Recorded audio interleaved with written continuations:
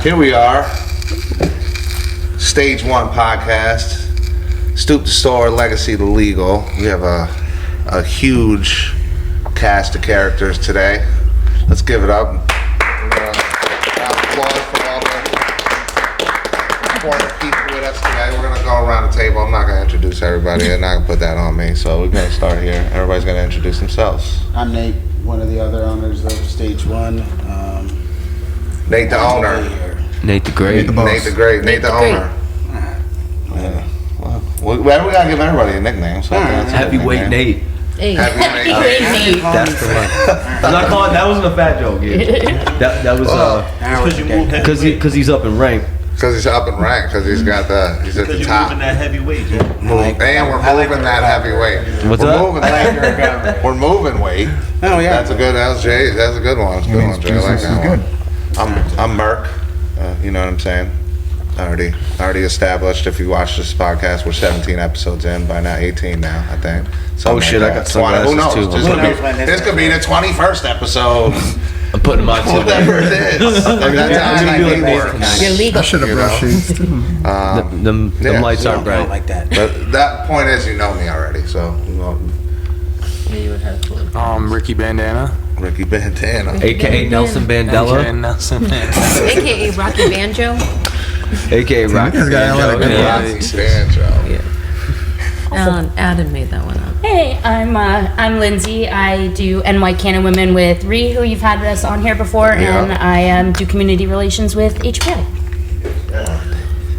What's going on? I'm Mike Cohen. I work for Kecha Labs. I'm also married to this one. Oh yeah, that's my husband. All right. Kecha Labs.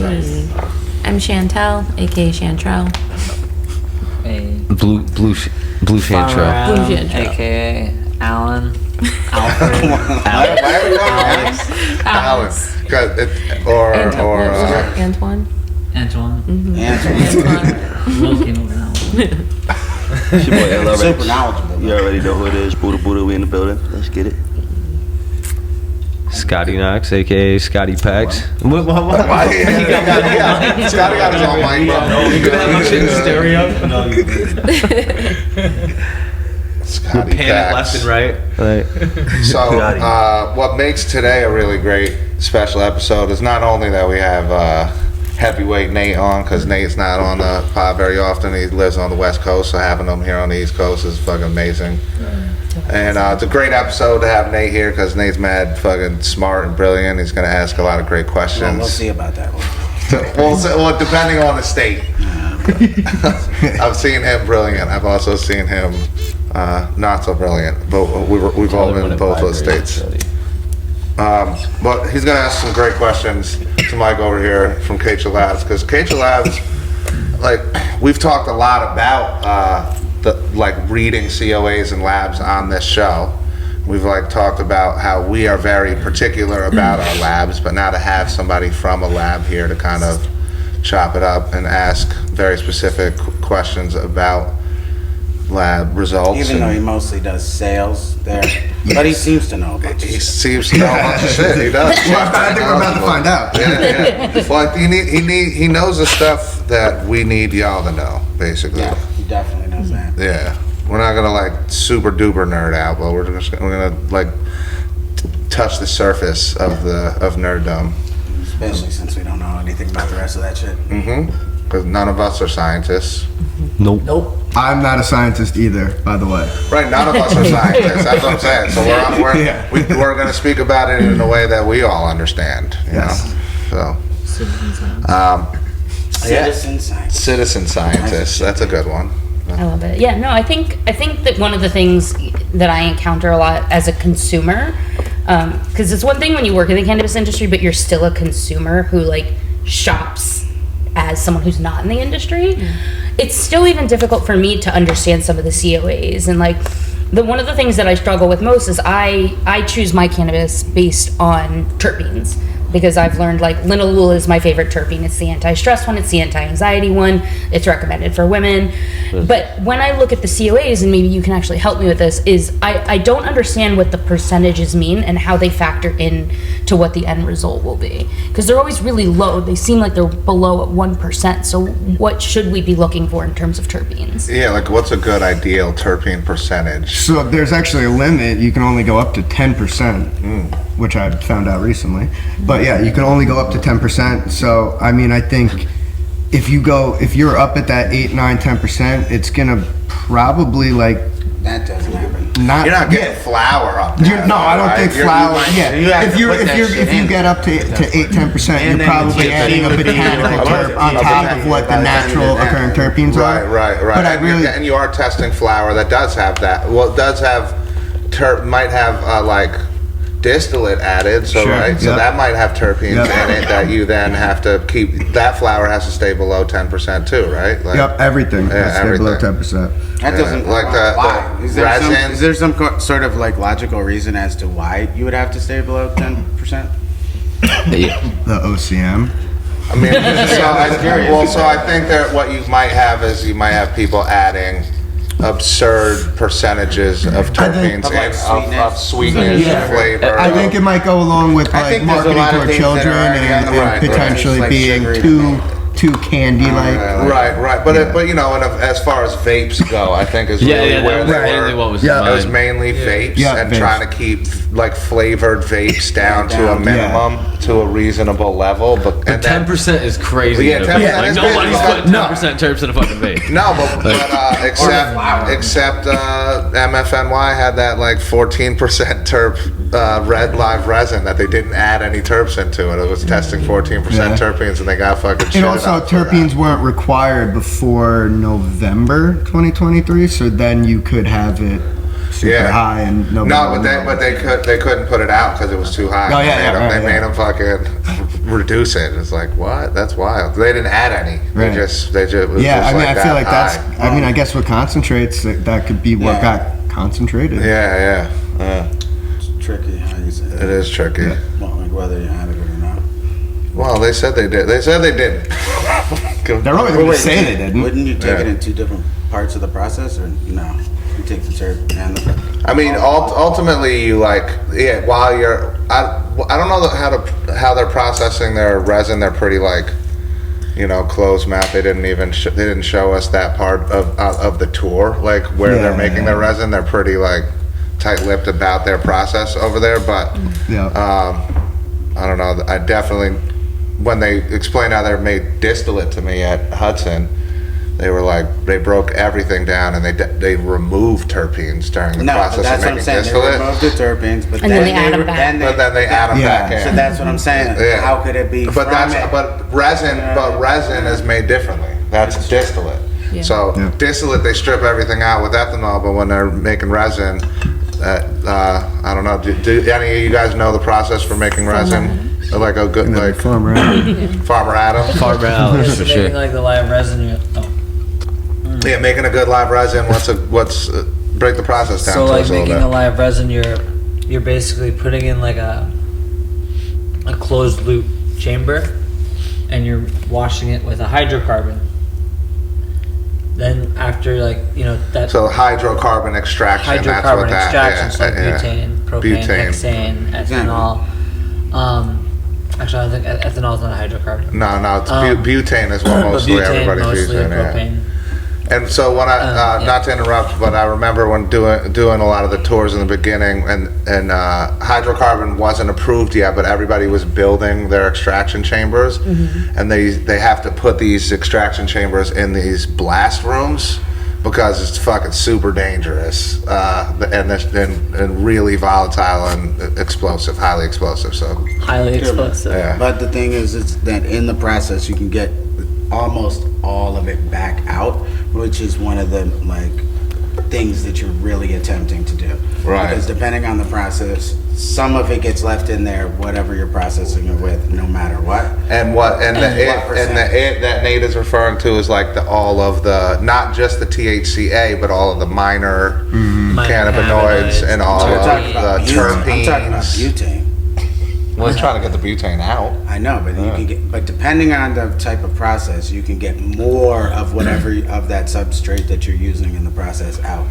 Yeah. But some of them are worse than others, and then that shit Yeah, is- that's that shit is- And that's where the testing comes into play, though, because the labs test to make sure that those solvents aren't still in. Yep, and we'll even some people will send in their purges, their second and third passes for R&D tests to see what it's looking like, what percentages are left over and stuff too. So some guys just test them the right way. And what do you know what the percentage that's allowable is? I'm not sure of the exact limits, but I mean, I think they're on the COAs what the actual limit is. It is. Each like, because each one of like a COA. Like MFNY's COAs are like pretty dang clean. I mean, I have think they're pretty much a half a dozen COAs that I could pull up on my phone right the fuck now. Yeah. You know about their facility, right? No. It's fucking crazy. But they're MFNY's facility. Yeah, it's really nice. MFNY's facility. It's like it's crazy. It really is. It's they're you got to fucking scan into every room. And made you sign NDAs, didn't they? Make you sign NDAs, exactly. I don't know anything about it, actually. They hit you with the flash Other than it's really nice, and they don't let us even into certain parts, and that's all I'll say. You know what I'm saying? And we weren't there, depending on what that NDA says.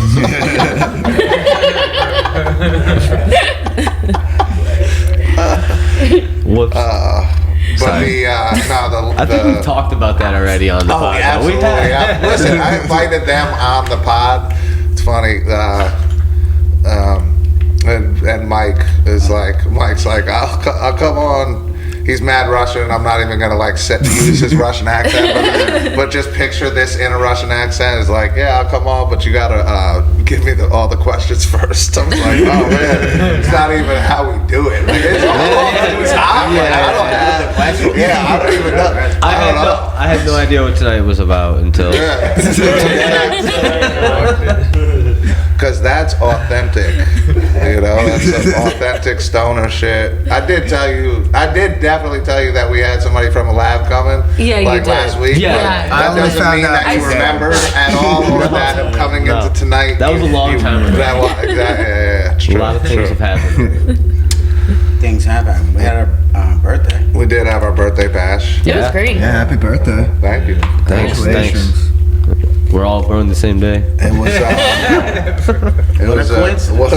was our rebirth, stage one, back at stage one. It was a really cool crowd. So I got there a little bit before you did, as you know. And one of the things that I loved about it is I was sitting at a table with two gentlemen. One of them was an older vet, and then one of them was just a guy in his mid-40s. And then it was me and Ree and another young girl, and it was just the conversations that were happening. Like, you don't get that outside of cannabis culture. Like, you don't get that many different people that come together, and like, no matter what, you're all gonna have something in common. And that's what I like about this crew and this space is, like, it doesn't matter who you're bringing in. Like, like it's cannabis culture. It's cannabis culture, exactly, and that's what we're all about. Is like pushing that forward, and there's always that, because it's always been a huge part of my life, and I've always hung out with fucking everybody, and that's like, I'm not like everybody. I don't give a fuck who you are. If you're cool, you fucking smoke, let's smoke. You know, like, You we're don't just have that to guy. necessarily smoke. No, but like my You gotta be cool with it, though. Sue doesn't smoke. That's true. I married her. You know what I mean? So she likes edibles, but she doesn't smoke. You know what I So mean? you have to. And she doesn't like a lot of edibles. She only likes little edibles. You know? Yeah, shout out to the friend. I'm sure we all have that one friend who doesn't smoke, except for sometimes. Yeah. Hit it once. Yeah. And then the person is Friends like that. Dan is like Gray doesn't smoke. I love him like that. They used to smoke a lot of bud, and now because we are who we are, like, we bring that out of people who they might not have smoked in a minute, and then they'll We're meet not up with saying we us. force people to smoke. No, but they will say, oh yeah, look. No, but they will just. Pass me that. Like, I mean, some people you I'm just always make smoking. feel comfortable, and No, those are they're like our comfortable brothers. around you, and they're like, I will smoke with you because you make me feel good. That was our whole wedding. We got his mom to partake at the wedding too. Like That's great. it was That's it was awesome. everybody there smoked. Well, minus anybody 21 and up smoked. Yeah.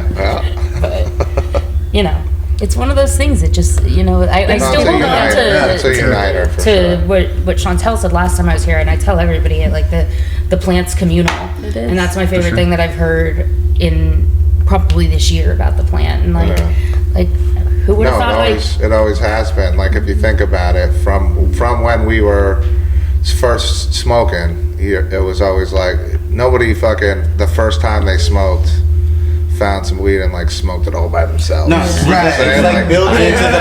I think that's what the burning bushes. That's exactly what happened. Scott, Built into the process of using it is like sharing it. It's like this whole. Oh man, that's hilarious. of course, but Scott, all right, Scott one is the out of exception. 10. I felt One like out the of joint in the 10 back of my people. head. I was like, I'm gonna smoke this shit. My cousin pointed at it. He's like, yo, that's a joint. I'm like, put it in my pocket. How old were you? I was 21. really fucking young. I mean, it was right before 6th grade. Like Sounds familiar. I was like right before 6th grade. I was a fucking How old are you in 6th grade? Because you told when You're like 11. 11. It was like 10. 11. Yeah. You're 11 because Sawyer's about to be in 6th grade. So 11. 11. You're 11. yeah. Fuck. Well, okay, if you're 11, the first time you smoke, maybe you smoke that shit by yourself, maybe. It sounds so horrible to think about. I was 11. What the fuck? I know, but like you live and you learn, I guess. Did I? Or you just grow into it. I learned how to smoke weed. Yeah. I live Right, you in learn. Yeah. Don't you love that that's a skill set now, though? Right. Like that's an entire skill set now. It Right. is Yeah, an entire well, Like a hireable skill like set. a hireable skill set. Like, do you know how much do We you hired you know for that skill about? set. Like, yeah, how much do you know about weed? A lot. You're hired. Yeah. You know what I'm saying? Like that's like it's fucking important. You know, everything else, don't worry. Everything else, We are we'll not teach you all that endorsing shit. smoking weed when you're 8 years old or whatever. No. We're endorsing 21 and up only. Yes. 21 What's and up up? for It sure. all began when Scotty smoked that fresh bro. But I didn't get that baked the first time, but it was the second time I smoked weed. It's You know, always like the second some people time. say, like the first time you don't feel like Yeah, it. That's yeah, you don't exactly feel how it was it. with me. Same. I mean, And then the also, I felt let's just keep in mind though, second also time. that you picked Right. up a found joint on the floor at 11 years old and you smoked it. Oh. That shit could have And been I know a my fucking aunt was rollie. smoking mids. That shit could have My hand was What's a smoking rollie? mids. I like know a that rollie shit. is just like tobacco, like a tobacco. like a Like a roll your own. Yeah, like you roll your own tobacco in a joint. Yeah, like it could have been. It was probably just paper like that. No, it was a half. Yeah, it was a half a joint. I feel like he has like a vivid memory of that part of his life. I can recognize that smell anywhere. I smell it every day. I remember I sat in my bedroom window and lit that shit. That's true. When Yeah. I was 11. Like taking a puff and then relight it. Not 6. No, I definitely. I don't know if it was around. It was like somewhere around that age. It was a little older. Found like in my next door neighbor's basement apartment. Because my next door neighbor, like I was like friends with her. We were the same age or whatever, and like her mom rented a basement apartment. And then we were in there and we found the dude's roaches, like his whole roach collection, and deaded him on his whole fucking roach collection. I think about that shit to this day. Like that motherfucker was probably so fucking mad. like he been collecting roaches for mad long. Yo, speaking of Like, roaches, you guys Oh my god. joints in your roaches. Like that shit was Like you know you're in weed when you're putting out an entire joint in there. I pulled them out. I was like, this is wasteful. Or That's how you he know my didn't, mother. or he didn't really give a fuck, and he was like, "Damn, what happened to all the roaches?" Somebody cleaned up my ashtray. Yeah, thanks, appreciate it. That's weird. I don't remember even cleaning anything. I must have been super motivated. I will relight it, but begrudgingly. What are you smoking on? Has to be really hard. What am I smoking on? Yeah, gonna relight it. What is it? Oh, I've just been dabbing. Dabbing? What is it? Smoking What are you Wi-Fi. dabbing? Wi-Fi Roach cookies. culture. What is a dab? What is the dab that you're dabbing on? I thought it was a dab. That's a good way. You were just like, what's a dab, man? No, he's Blueberry muffin live rosin from MFNY. Blueberry muffin live rosin from MFNY. Yeah. All right. I heard that's like the best in the game right now in the state. MFNY Yeah, it's expensive, but is it's the killing best in the it. state. I heard it's worth it though. Yeah, it is worth it. They just dropped the prices too, so nice. yesterday's price is not today's price. That's what's up. That's what's up. I was smoking on this. I rolled them up in these day savers. Yeah. This is the Sour Hour from Taro Toke. So it's their version of the Sour Diesel. Oh, nice. So it's fucking pretty. It's pretty dank. Is there Oh, thank you. lineage on that? Is there some? It's probably some kind of smells good. cross. It smells to like make the sour. flower time go down. It's loud. Like it's one of those when you roll it up and you have it in your pocket. Is it you sour can smell hour it. or power? You smoke. You guys can like that. Thank you. Hour. I brought one for you guys Sour too. Hour. There's this Yeah. It's iron lung. Oh, I love it. There's a lot of good products on the market, and It's a cross between I'm really Diesel excited and for the Starbucks. micro licenses. Yeah, the micro licenses are. I think it's going to be incredible because not only is it like, you know, I hate the term craft cannabis because I think it just sounds cheesy. Yeah. But they're going to be more heartfelt because it's somebody's own smaller grow. Smaller grow that they get to, and it's like, bring that flower time down. Yeah, and it's for also sure. like a It's fully. like a more realistically achieved. And I don't Yeah. think craft cannabis is cheesy. I think that's exactly what they want to be. It's craft beer, craft cannabis. There's a spot for them. Yeah, for sure. yeah. And I think they can really thrive if they have scalable goals. They're not trying to be MFNY. Yeah. They could try to be MFNY for Cuba, New York. You know what I mean? Right, Their right. little Is it town. Cuba, New York? There's a Cuba, New York. Rome. There's a bomb I ass knew about cheese Rome. shop. Yeah. Cheese Wait. shop. Well, it's Phoenix. What you call it? These guys aren't Phoenix. Oh, you I was like, wouldn't what the know fuck? that. Phoenix? New York. Phoenix, New York. They're killing shit. Rolling Green's killing Yeah, shit. Rolling right Green now. is killing shit. I like Rolling Green Taro has some fire. Yeah, Taro Tokes has some fire too. Taro Tokes are new shit. They I like got their, a whole bunch of new shit. Solid packaging too. Yeah, pass it this way. Oh, yeah. Yeah, I thought you were talking about taste Taro that Just shit. let one know. Tasty. That's all right. This is I told you. Chasing joints I around tried to too. warn him about this. I was like, Yeah. No, you're I gonna was get like, high. you You're think gonna you get high. And you then think- what I ends know up what she told happening me. is like it gets too smoky, and we have to start putting them out so we what don't was set that off called? smoke alarm. Yeah, Because that would be yeah. awkward. But Their version of How many times have you set off a sour smoke alarm diesel, I think during a pod? I don't think it's ever happened during a pod yet, but it's come close. But it's happened other times and it just freaks me the fuck out. So I'm afraid that it's supposed to be connected to the whole building, and so I'm afraid that it's gonna set off smoke alarms all over the building. And That was my favorite thing. I went to terrible. MJ Unpacked, and they, people will rent out private suites and stuff like that, when they're there. And you know how when you're in a restaurant and people drop a glass and break it, and everyone's like, "Oh, yay!" That was literally every time they set off the fire alarm. It was 100 Canna people, just I'm good, every time, and it just was repeated and repeated. Yeah. It was amazing. Yeah. Well, I'm gonna smack this rosin. that is. It's like the broken I think glass that's in gonna be cannabis. the new thing in consumption events.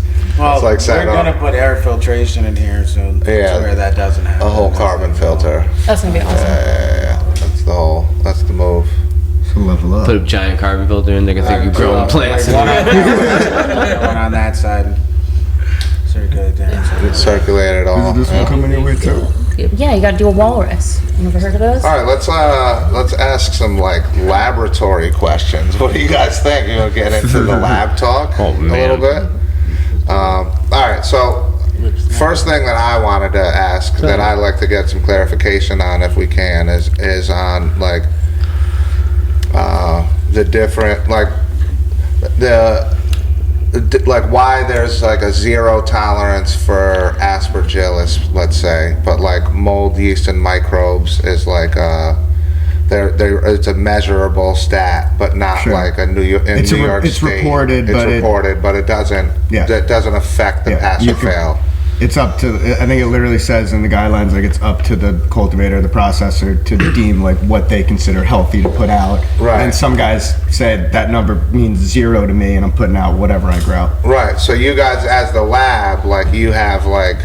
I mean, our power is just to report. To report. Is just to Right. report it. Yeah. It's just to report it. So that's why we like to talk about the importance of understanding how to read a lab report, and so there are zero tolerance for a bunch of different things, and there's like,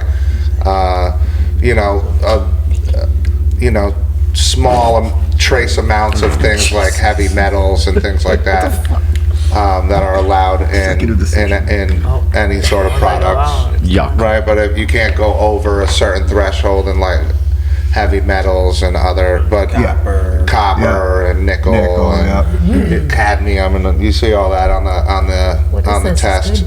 And then they also test for like terpenes, which is It says who, but not something we touched on a little bit earlier, right? Is like the terpene percentages. And they just started testing for terpenes? It was optional up until, I think it was like December 1st. It was optional. And now it's required for every product.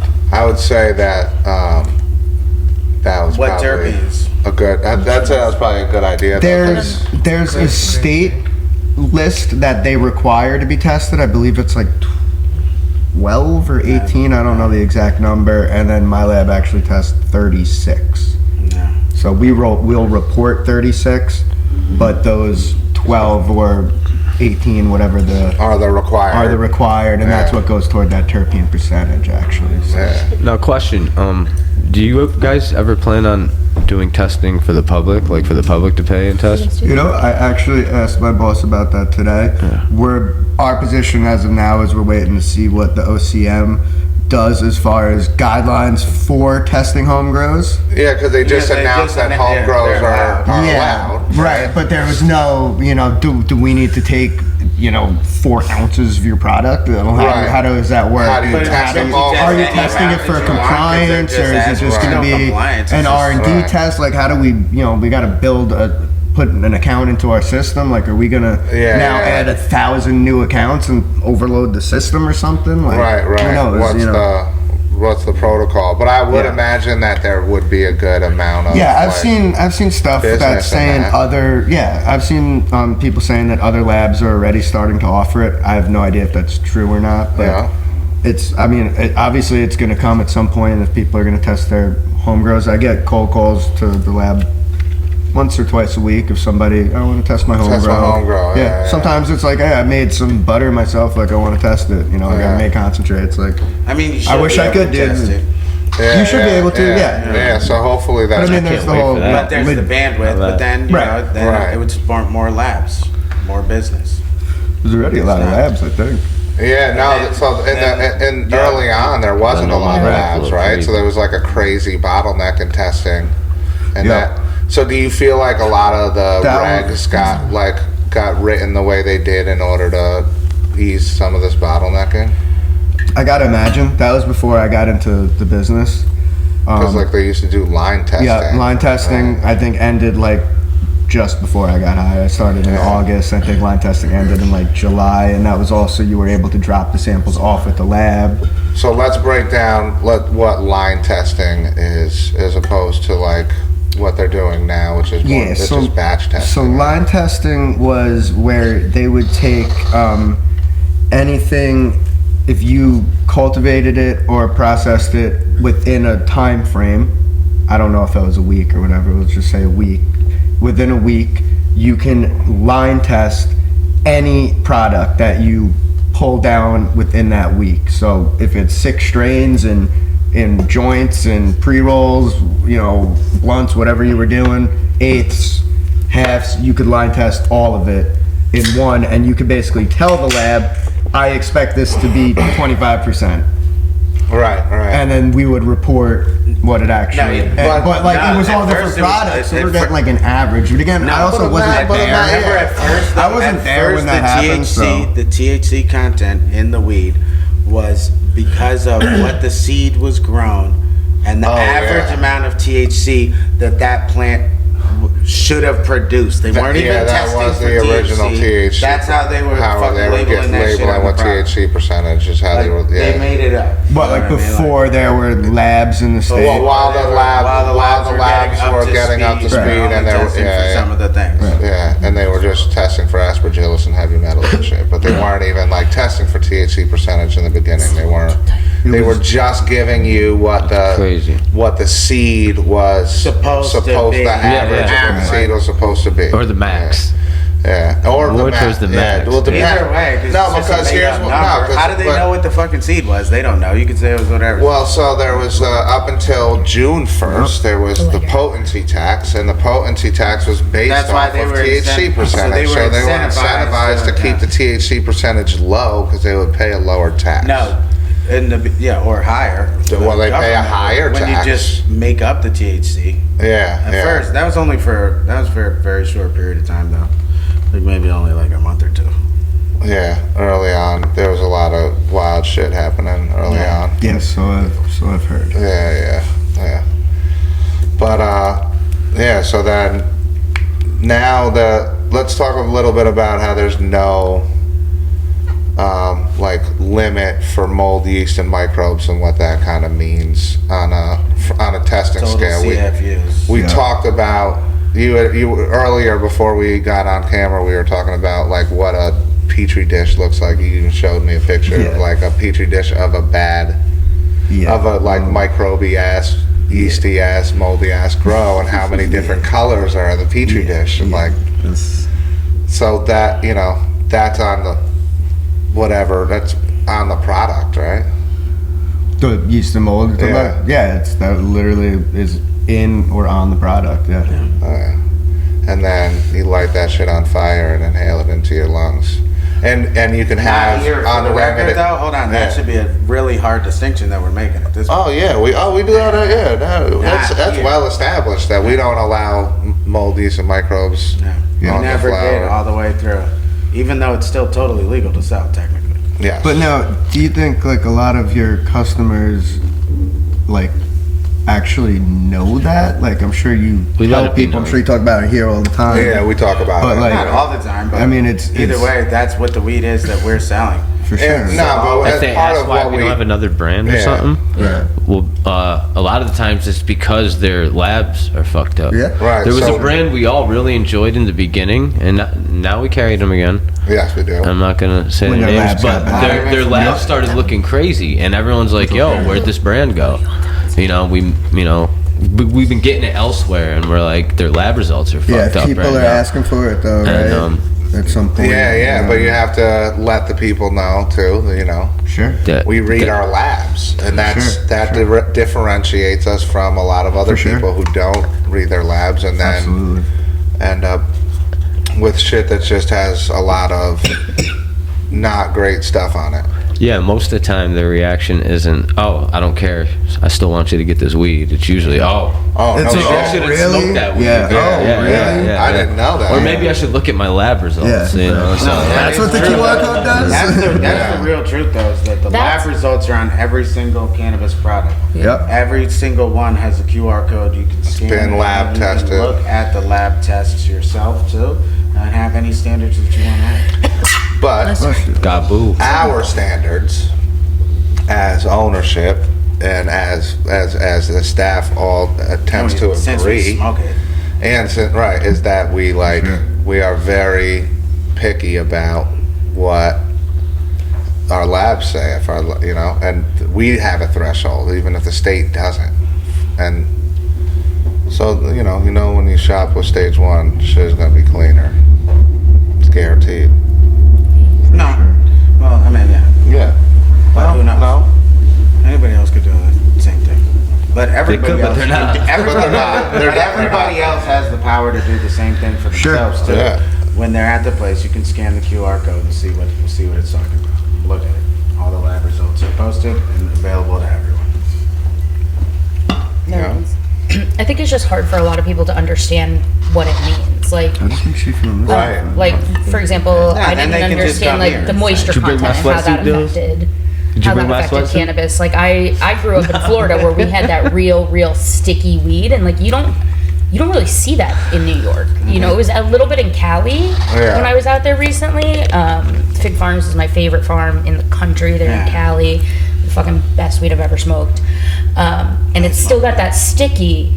Yeah, that's sticky. But like, we don't have that in New York. Like, where's the sticky bud? Where's the sticky icky? It's coming from indoor grows most of the time. And so what happens is with what's going on with like the New York regs and how they allowed people to grow weed from the beginning in New York, really promoted people to put money into their infrastructure, like, you know, sparingly, because nobody knew where it was gonna end up. So now you hear everybody like, I'm building my indoor grow, or I got my greenhouse going. So like all that money is getting big money, getting more power into there. But because for the last like, you know, year or whatever, a year and a half, we've had just a bunch of outdoor and but here's the thing, they grew a lot of it and then they had to store it.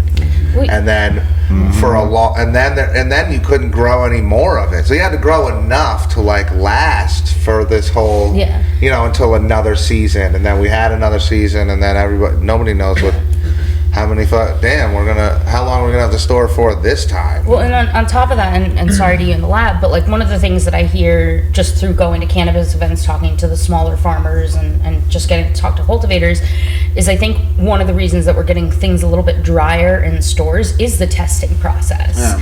Because they have to have the product completely ready, completely together to go, it's drying out rather than getting to like keep it together and keep it fresh.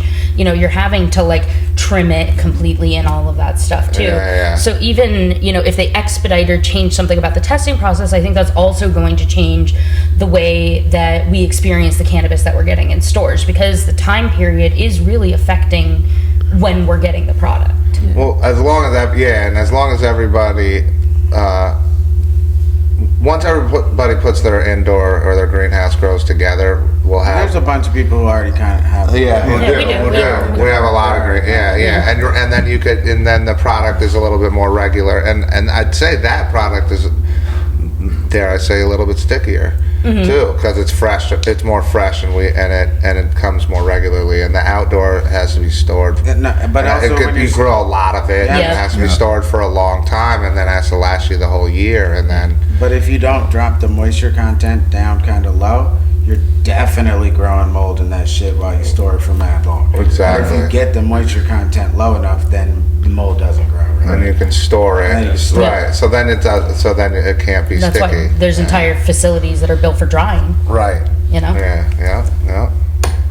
So it ends up, you know, with a considerably drier crop for the year. But hopefully that changes as the indoors. It already has changed in a bunch of different instances. It has. Yeah. It's getting quicker. Like I know that, you know, I know you guys don't have us, but like Dank, my guys over there, we just came out with indoor, and it's a completely different flower.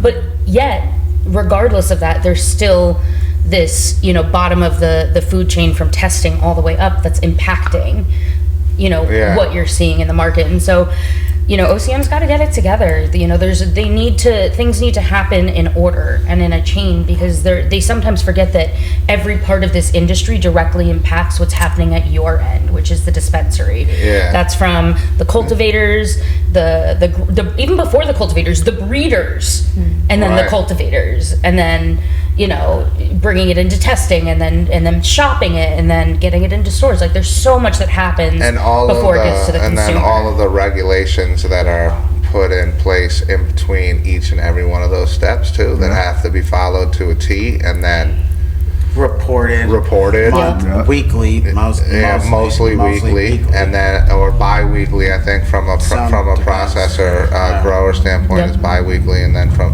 and then it, you know, and I understand it, I guess, but it's also like, because it makes everything, the wheels turn slower. And it affects the end consumer. So, you know, it shouldn't just be, you know, sorry to slightly change the subject towards OCM, but it shouldn't just be the cannabis community that's looking at the OCM and saying, it should be the end consumer because it's affecting your weed. It's affecting your cannabis. It's affecting you. You know what?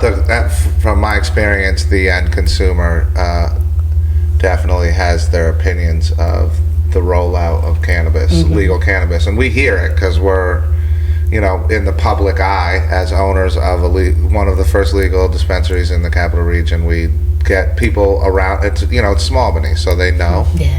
And so that when they run into us, they have all these questions, and they definitely have their opinions on the way the rollout has happened, and that the public perception isn't definitely favorable. Yeah. And they know the rumors. They're like, oh, I heard the director of the OCM is out, and there's a new director. Like, oh, word, damn. The fucking tea. Yeah. I mean, I thought, but yeah. So there's, the fucking general public knows what's happening in cannabis. Yeah, we rally them with us. Yeah, we get them rallying with us for sure. That's kind of what we got to figure out, like, where's that center point where everybody can get their voice together. Well, that's why they sent out. What are the petitions that are going on? That's why they sent out a fucking email saying no cannabis events. That was ridiculous. Yeah. That's after they basically said at the control board meeting that they were gonna let grower showcases come back. That was what every lawyer that I follow on LinkedIn and all the cannabis attorneys saw. Yeah. They almost all shared it. Yeah. So it clearly was something that was said, and then they decided to roll back on it, and now there's no grower showcases, no cannabis events. They said they're not they won't. They're condoning them. They're not gonna give permits for them. Nothing. No cannabis events. All right. Well, and if you do it as a dispensary, you're in big trouble. Yeah, and not even. And they were like, if you can't deliver to a cannabis event. How do I even know that it's a fucking cannabis event like that? Shit, we just got an address, and my driver shows up with a fucking zip or something, and there's and it's some black market cannabis event. Are we gonna get in trouble? I don't know. That's not fair. That doesn't seem fair. It says no delivery specifically. What? I know what they're trying to prevent, but they're once again, what they're trying to prevent is open air marketplaces that are with legal fucking licensees, legal vendors and legal, because they're, they'll be but I don't think that's a good plan necessarily, because for example, the Revelry Buyers Club is an open air marketplace. It's not open to the fucking public. You need a ticket. You have to be you have to be a licensee. You have to fucking be either an owner or a buyer. They're very specific with the people that they allow to get in. But it almost seemed like they were targeting events like that, and we went there and we met with growers and we found new bud and shit. The fuck you mean? How else are we gonna do that all in one place? And you can have a bar at an event, and every event. They had a consumption section though. They didn't have it you could smoke wherever. They had they had a sectioned off your. Weed Map set it up. It was pretty cool. Also, the other thing is you can smoke weed anywhere. You can smoke cigarettes, right? So what the fuck? That's no, but they're just they're even so. All I'm saying is they're fucking taking an extra step that they don't even have to fucking take. So now they have to. Now everybody who wants to go to that event and smoke weed has to come buy weed, then go to the event, and then it's totally fine. No, because you can't even hand it out. Yeah. No, they could smoke weed there. They could smoke it, yeah. That's what I'm saying. They would just have to take the extra step and get in the weed and bring it away. You can't you can't they were they specifically were you can't sell a ticket that includes weed. Be specifically in the email said you can't sell a ticket that includes weed. So it's super weird. Seriously, that dude what the fuck? That's super weird. Yeah, super weird, oddly specific. But, and then vague at the same time. And vague at the same time. It was just enough that no matter what you do, you're gonna get in trouble. It's almost like they're looking to collect fines. Right. That's what I think that they're. When the Scotty, what do you call them? What do you call OCM? The ops? The ops? Yeah. You solve a lot of things. You can say it decisively. Oh my god. There was this one time I was at a dispensary with Ree, and she looks over at this guy. She looks at me and she says it loud enough for them to hear, and she's like, "Yo, that guy looks like a fucking fed." And then the owner comes over and she's like, "That was the OCM," and we're like, "He's a fed. He's a fucking fed." Fucking feds. You smelled them from a mile away. Do you think it's because they don't have a way that they could make money off the event yet, or? What the? All the weed we sell, we give them all the We money. give them, yeah, seriously. We could fucking sell, they allowed us to have an event that we could sell weed at. We would sell weed at a fun ass event, and then they would get all the tax revenue from it, you know? But I just think it's like, more of a, it's less of a controlled environment that you're selling the weed in, right? So like they had to approve our security system, not necessarily because they want us to protect ourselves, but because they wanted to be able to see transactions happening and weed moving around and be able to see any sort of theft that could be taking place or any funny They want business. to be able to make you produce, and of course they Right. can't just see the shit. They can't just see it. No, but they want to be able to ask you like, we need this from this angle, like they needed all the camera angles, and the they same know thing what at the they are. facilities. Right. So that, and the same thing with the Yeah, facilities. like our exactly. facility, we just had But to like, add a if bunch we more. just like threw a fucking festival like in the middle of the woods, they wouldn't have any of that. There's no footage for them. They wouldn't be able to, you know, track it, and it's not like. I think it's perfect because place they for it. don't have like BioTrack up and running yet. It's and close. yeah. It's really close. That's what we've been we've been working on. I don't mean me, like the Yeah, CEO yeah. and above, like BioTrack is coming, and it's so specific, and they're just You trying guys to are make gonna it have it first, and then I know the farmers have been fucking with it for a little minute, and then Yeah. the processors are gonna have it, and then we'll have it, and Yeah. then we'll all be integrated together, and then hopefully we can stop submitting our fucking weekly and bi-weekly reports, because BioTrack will be integrated into a system that will do it for us. Yeah. Yeah. You know, and And who knows? Anything could happen. anything can happen. So Yeah. Probably not. for the people that don't know what Rare BioTrack things, is, yeah. like, can you explain that one?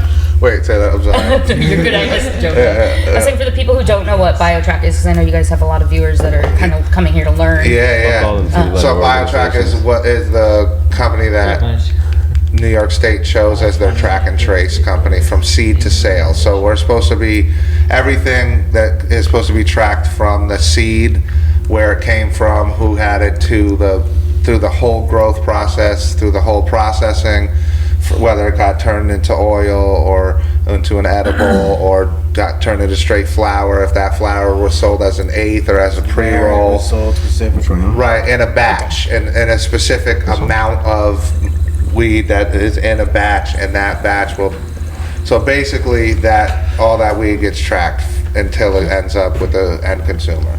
And this system, BioTrack, is the one that New York State chose to work with. There's another one, Metric, which is another one in other states that's commonly used in other states. Yeah, see, Adams used Metric, see?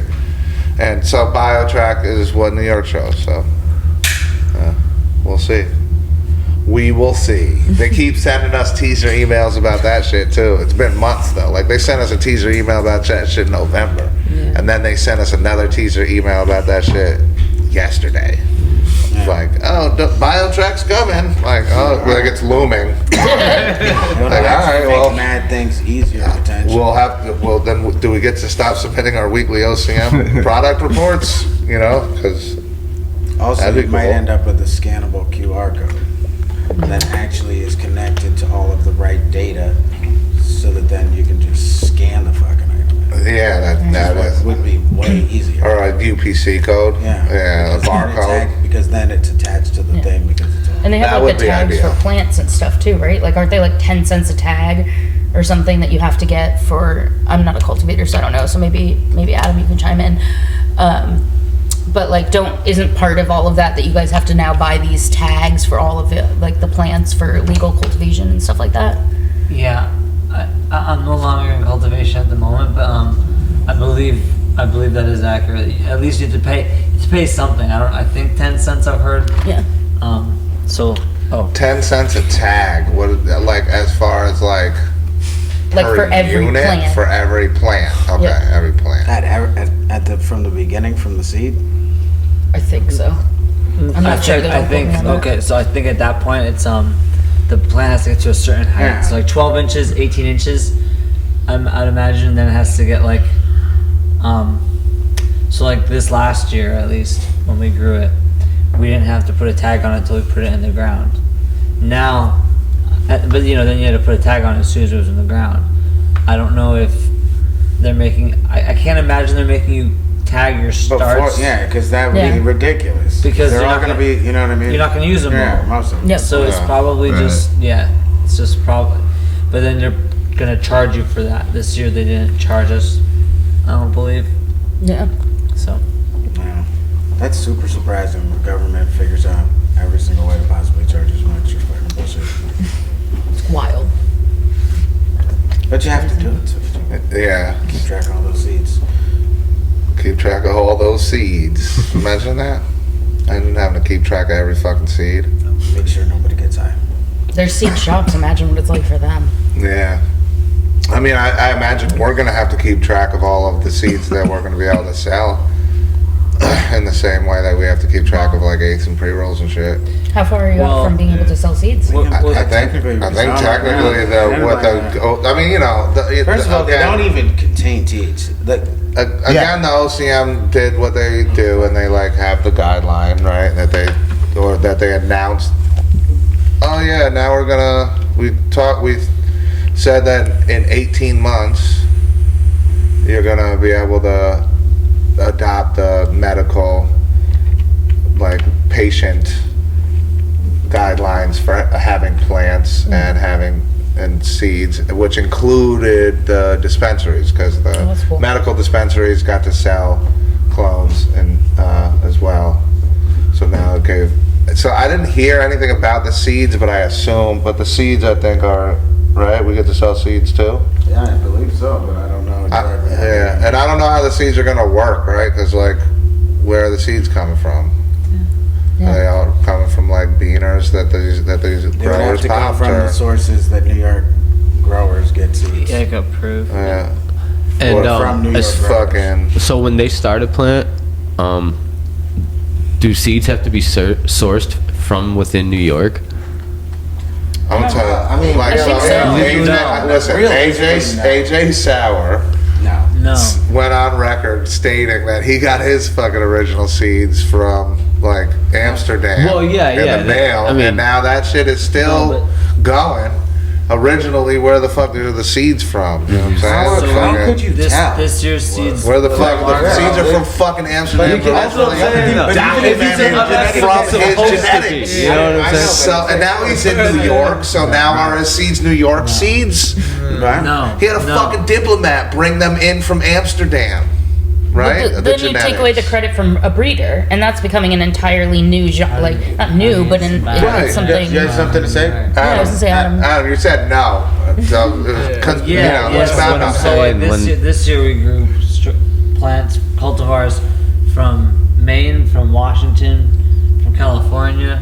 All of them shipped right from there to our land and planted in the ground. No, it's true. A lot of people had like Bragg Humboldt genetics and shit. Yeah, because how else are people getting these name strains? Right. How are you getting wedding cake in New York? Everybody ship them came in the over little here light from boxes? Cali and that brought the genetics. Right, and brought the genetics No, not with them. boxes, but you know. Oh, you got seeds. Allegedly. I'm talking for cuts. That was illegal. And I'm getting cut. Of course it's not illegal. You know what I'm talking about? The white box now they did whatever. Whatever you told them to do. It worked. That's what they did. I mean, there's no THC in them. There's no THC, so I don't know how it could be or why it could be. It doesn't meet the qualifications of. I do know that we originally on our website had clones and seeds as a category, and before OCM approved us, compliance made us take them off our menu. But they're like, you can't have those. And we're like, oh, okay. But now we can. 18 months later from the date that they said we'd be able to. But clones, I mean, seeds are way easier to sell than clones. Well, clones are hard because you got to have like a good place to store them in the meantime. So, So we'd have to do it like on a very specific day. Be like, pre-order your fucking clones and pay for them, Yeah. and then pick them up on Thursday, and they get delivered Thursday morning, and we don't sit on them for more than a fucking an hour or two, you know, and they're all prepaid. Pick your shit up, and if you don't pick it up on your day, and you make us hold it, Then for maybe more we than a sell fucking those day, extra ones to somebody the next day. Right. Do we think Kanye's a clone? What? Do we think Kanye's a clone? Yeah. It's a valid question. Everyone's a That's clone. a good one. You're a clone. Maybe I am. Alan's a clone. Do I think Kanye is a clone? Like he originally was the what? All right, so it's like college He died in an dropout. accident. Is college dropout Kanye a clone, or just modern Kanye the clone? The clone's the one that got famous. Clone of The current like college dropout. fucking titanium jawed. Yes. That Kanye is. Oh, this is like I'm not the one under the table today. Come on. Adam. Come on, Alex. Alan is agile. Fucking Aaron. Alex. So, hardcore. You saw that shit? I hope the camera caught That shit was like a trail camera footage. I thought he was gonna go over the couch. That's animal instinct right there. That was very. Fucking squirrel. So what is the cutoff? So if the current Kanye is a clone, that was a He died in the accident. alliterative. He died in the accident. The current Kanye is a clone. It's Yale. Is what? Yay. Yay. So when did it Yeah, happen? yeah. In the Yay era? In like the Yeezus I don't know. era? I'm just talking shit, to be honest. Yeah, he just said that for no reason. No, That's a fucking theory. no, but we just I'm sure it is. now we're talking about it. We're talking about clones. Now we're talking about clones. I was just trying to Totally makes throw it in the sense. mix. I was just ping ponging for like a half the episode. Speaking of clones, I did Throw like something see this dude talking about you could use your skin cells and just fucking clone your organs and shit, and like they're at that point now where like cloning things with fucking stem cells is happening. Who said that? Just like I don't know, Some guy. just some fucking Instagram. No, Terrence Howard. No, just some You been seeing Terrence Howard? Yeah, Terrence Howard. It's wild. It was on Joe Rogan. There's this dude on Joe Rogan who said some shit. They grow organs and then they sell them to food.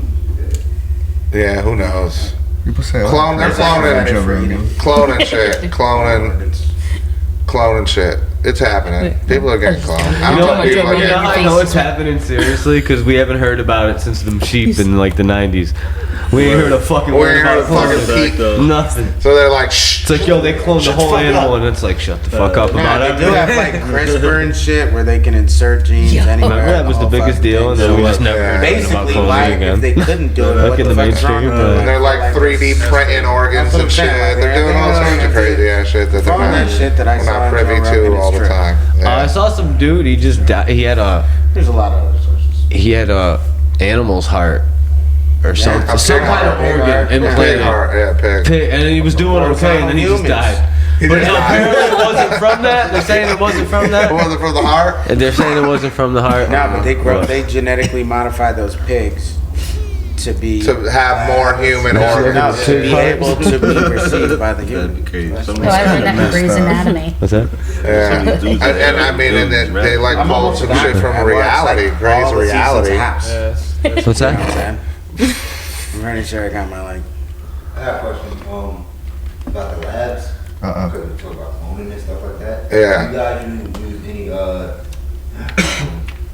you guys use artificial intelligence like in any type of way with the testing the buds, or do you see any AI being used to test the lab? Not in our lab. We are bringing in some into our like computer system that we use, so to be like a little more predictive, but nothing in like the actual instruments that test anything. Not as far as I know. But to be predictive in They don't what? let me near any of that shit though. So You said to be predictive in what? in our computer system. And like, do you see it being like being able to be predictive in what's the bud is gonna how the bud's gonna test based off of certain characteristics? I don't. Wait, they're not testing clones. No, they're not testing clones. Are you gonna be able to, or are you gonna have to test clones? Do you know what, when they're releasing they're allowing us to sell clones, are we gonna have to get lab tested clones? I would assume the OCM would somehow want that done. Oh, I gotta there's no assume such somehow. thing, so that might be a hard one. Time to go create that test. Get to You know what I it. mean? Like, Yeah, that's no, they're funny. not testing their clones. Like, They're their clones. They're not testing it until it's weed and they're trying to smoke it. Like, it's totally not a guarantee when you have a clone, especially when you just give a clone to some dude who came into the dispensary. Not to say that they couldn't be capable of taking care of this complicated system and getting it all right, but like it's kind of really hard actually. Yeah, You have to try it a few good times. weed. I think Like, growing you're not weed is doing easy, but growing good Good weed is weed is hard. hard. That's what I mean. Keeping it alive is like, but Yeah, because it just there's a lot wants more to to it live. than that. It's a weed, Yeah. but yeah. There's not necessarily gonna. I have a lab question. When I see different brands that will offer different information about their products, like some of them will give the THC percentage, some will be TAC percentage, some will be CBD or other minor cannabinoids. Yeah. Do they have to request each thing separately, or is it just like one test? I believe there are two different types of COAs that can be released, which is one is the short one, which I think you're referring to, where it just says like THC and total cannabinoids, and then it just says, I'm pretty sure, pass fail for everything else. Okay. And then there's the full COA, which for my lab is 5 pages. Some other labs I think are like 12 pages. Okay. But that's where they actually break down the levels of everything in there, so you would be able to see if there's a trace of a solvent in your solventless extract, or what the full total yeast and mold is, and all that kind of stuff. Are there any type of regulations that you guys have to abide by? Oh, I'm sure there's a bunch of them. There's a lot of science happening in there, man. And everything is like we're field sample you did. You had OCM ride with you. yeah. Well, they met me at a stop and watched me do the sampling and stuff. Yeah. So they have like, And they did, they obviously come. They do the audit of the lab. yeah. We have internal audits. And how often does the labs get audited by the OCM? I would imagine it's the same as like a cultivator and processor, which I believe is every 2 years. Yeah. So, I mean, it makes sense. I think we got our license in 22, which a lot of the AUCCs, AUCPs did. Yeah. So every 2 years. And then you just try to run a clean, tight ship and get a good reputation and do the fucking right thing. And because you guys got a great reputation, as far as I know. Yeah, I would like to think that we do have a good reputation as well. I think we kind of talked about it a little bit earlier, where at the beginning, where there was only a few labs, it kind of became a shit show there with line testing and stuff like that. Yeah. And I think there was a lot of folks that were like, shit got confusing at the beginning there, and they were like, well, as other labs open up closer, we're gonna figure it out with them, and those are the guys that we're still trying to get back in our good graces. But for the most part, I think we have a good reputation around the state, and as far as we run a clean ship. And where's your lab located? Right here in Albany. Right in Albany. Nice. So I mean, it's pretty central to a lot of the grows, because like if you go outside of Albany in any direction, that's where all the grows are. Even south, I mean, we north, can west. from Albany, you can pretty much be like any part of the state in like 3 hours. Exactly. So It's it really turns out central. to be, really central. Really. It's weird. You can be like to Philly in 3 hours, and to fucking Boston in crazy. 3 hours, and But it's 3.5 hours to go to Rochester. Yeah, but still, it's like within a 3 hour range of. I mean, it's 5 hours to go to Buffalo, but but it's like 3 hours to go to New York City. It's like 3 hours from everywhere. Hit the traffic, right? Yeah, it's what we used to try to do as a band. We would like trade shows with somebody in a bigger market like that. It's like 3 hours. Fuck it. But we would like throw a banger, and then they would feel like, fuck, we gotta like put them on a good one. No, you come rock with us first. Throw a fucking banger. I got another lab question. Yeah. So like when some rosin samples that we've gotten in the past have had on their COAs like solvent in them. Like how is that like? And I've heard that that's a mistake of the lab. But how does the lab? Can you explain that? So, it's actually more often than not when we see that it's a byproduct of cleaning. It's their cleaning procedures at the processor.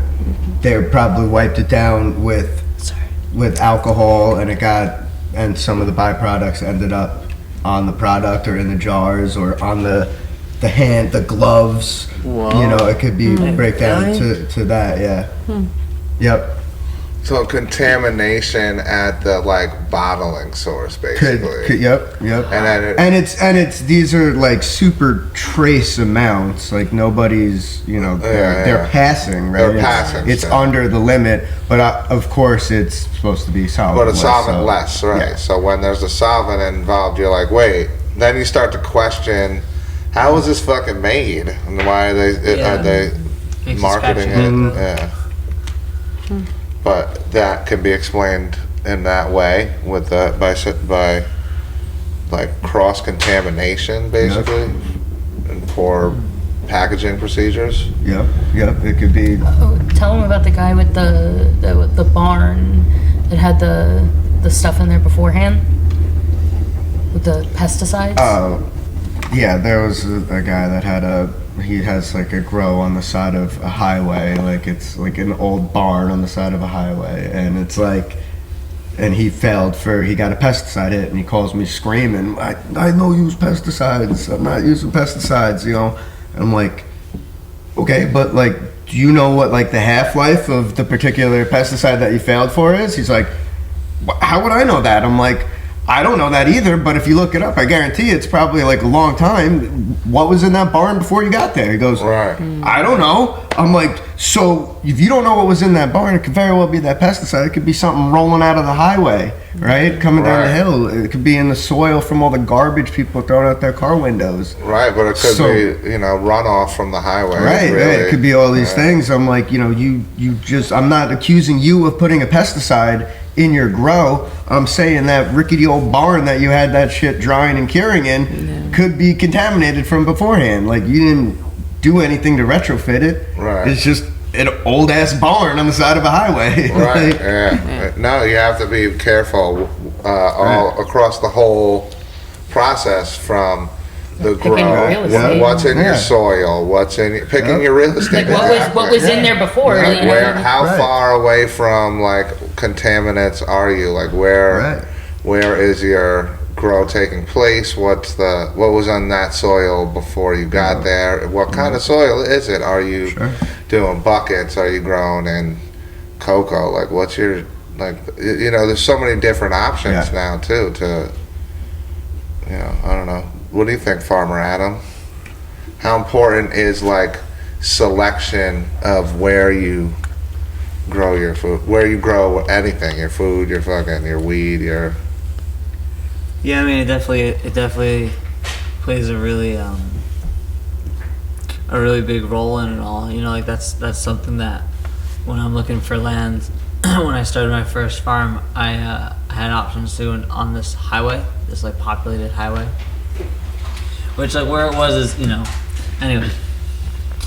I didn't want to because of all the traffic that goes through. You can do things to prevent that, like growing closer inland towards your property, as well as like putting trees up. All of those emissions can be filtered through certain barriers and crops and whatnot. However. Making sure your environments are clean and dust free if you're gonna like dry things that are gonna be smoked, especially, you know what I mean? Yeah. Because of course you can wash the dirt and dust off a potato, but you can't wash the dirt and dust off of your cannabis. So like where you're drying it, how you're drying it, where you're growing it, that plays into the concept of using tractors you know, and when you're using tractors to cultivate your crop, you know, the tractors, oils, you know, you have a hydraulic leak that happens in the field, you know, spills, oil goes down in there. You know, when you're doing it all by hand, you're not really dealing with any of those chemicals that you could be dealing with when you mechanically cultivate. Right. And if you're running heat in the winter, I would question, you know, if you're running propane in the winter to heat your greenhouse, where are those emissions being filtered through? Because there's Right. always going to be a little bit coming up. A residual. A little residual. Right. Yeah, so all that is important for, and then once you're done growing, where you store it to dry, to start, and then like where the type of room that is and the moisture content of that room. You have it's like really important that you dial all that shit in during And then that you get process, more microbial into like that lab testing when you Right. after the cultivation part, you know. Right. You go from like, how can I prevent the oils and, you know, the chemicals and like those emissions coming onto my plants, and then when you cultivate it, it's like, and chop it down, it's like, how can I now process it and dry it and get it in the bag in a way where it's not going to produce and continue to populate molds and yeasts and microbials that are already existing, you know? Yeah. Now, Nate, what's the name of that shit that all the fucking... What is it called? Fuck. I don't remember. That's why I'm asking you. It's just, it's just like it's a virus. It's a virus that inflects. Oh, the it's not HPLD. Something like that. Do you know what I'm talking about? On the leaves. Home video on demand. And it's actually I'm gonna look it up. I know exactly it's actually responsible for lowering the THC percentage. And there's a bunch, and like it's super prevalent all over the place. Latent. 87. I have to say, 87 showing. Isn't it 1987. I think there's a bunch of letters in it as well. I'm sure there's a few. Yeah. No, that's like the one that's going all over the place. But that's the they're trying to like, and you can pick it out, and some places are going crazy and like gene testing in the I don't know much about that. and it's but it's like doesn't, I don't know, it's like such a small virus, it's super hard to super hard to manage. But that it does have to be physically you don't have to like transmitted between the plants. But you don't have to like test for that at the lab. So that's the thing. Like it affects the THC percentage of the plant. It doesn't really do much more than that, or we don't even fucking know. So yeah, because I mean, you know, again, we're not scientists. I think it's like a what DNA test to like detect it in the plants. Yeah, it's basically what we have somebody do for us if somebody asks about it. I think it's like a DNA test. Send them like a plant DNA test. Yeah, that shit is wild. Yeah. Yeah. So anyway, if you see, you know, a lot of the lower THC shit that's coming in, and people are trying to be like, yo, I need a higher THC. It's like, well, maybe your shit has that latent HPAP shit. And it's super hard to, but there are different processes that you can put in place that will mitigate it. Like even just carefully watching the plants, because there's often symptoms, and then if you're in a scaled grow, then they are running those tests. Yeah. But you'll only run that test if like the cultivator asks you to, basically, because it's wanting to know. Like that's like it's like some detective shit. Like, damn, why is my shit testing so low? Does it have this? Yeah. No, but also you can keep it out of everything, because it's not necessarily in everything. I mean, I feel like most guys, if they had one that just came up low 2-3 harvests in a row, they would just be like on to the next strain. You know, I mean, I think if you were, you know, like if AJ Sour Diesel started coming up low, he wouldn't be like, motherfucker, I need to get this check right now. Yeah, exactly. All that shit does come up low. It's in like the low 20s, 24, something like that, right? The AJ Sour, something in there. Yeah, it's in the mid 20s. Mid 20s, yeah. It's a good spot, though. Yeah. Yeah, we were gonna talk about that before, about the THC thing. Yeah, the THC, how like, you yourself said THC percentage is bullshit. So let's talk about that. We talk about that often. Yeah. We fucking It so is. like to hear It is. somebody Yeah, that works it at a is. lab It be like is. THC percentage is fucking bullshit. It's- Let's say that's a compelling case to be It's made. like the number one thing everybody wants, but it really is not the main thing that tells you what's good weed or bad weed. Right.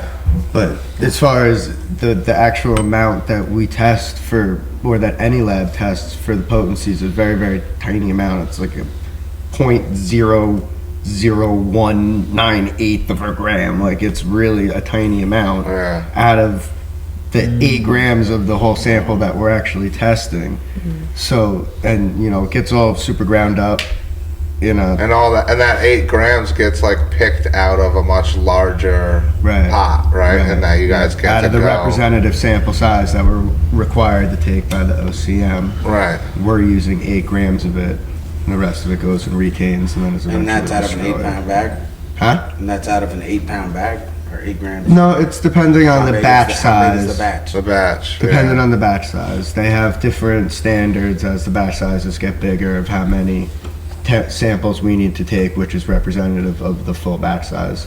I think it's like 5% of whatever the 500, 1,000. So if they like if they're like It's a just lot, being yeah. like, if they're like, all right, we're gonna mix in our top colas and our fucking bottom nugs and our shake all together, I mean, and then like, does anybody do that? How do they do it? Like, are they giving you separate batches? Like, are they They're keeping giving No, you we- strain or whatever. we're they're randomly doing. sampling it. randomly We're doing sampling? flour. So when you're going to go get the sample, are you seeing them having that separated out, or is it all mixed? No, together? they're showing us the whole batch, Yeah. and then we're picking, all right, give me that bag, and we're weighing out 8s, or they have the whole batch already weighed out in jars, and we go in and we take, if there's 4 boxes, and we're taking 12, we take 3 from, Yeah. pick from each box, so. Yeah. Yeah, so it's random, so, Yeah. nobody is really trying to, like, Get nobody over, tries to get right, one over. right, That's no, the way and it's then, done, and And then before though, the THC percentage was like a meaningful metric for tax purposes though, because it was the Well, yeah, potency tax, yeah. right? So then everybody was like really trying to toe a line, like, all right, Give me how do we, 29.8. like, how much is enough to like sell to the public, and how much is enough to like not pay the most taxes? You know, so it was fucking kind of stupid and a rule that didn't make sense, and so really like didn't keep anybody Well, honest. and there's a like, variance, a 15% variance too. Yeah. So if it's, 27, oh, let's talk about you variances. can go up. Gummies. Like, all right, so got the fucking off hours watermelon lemonade.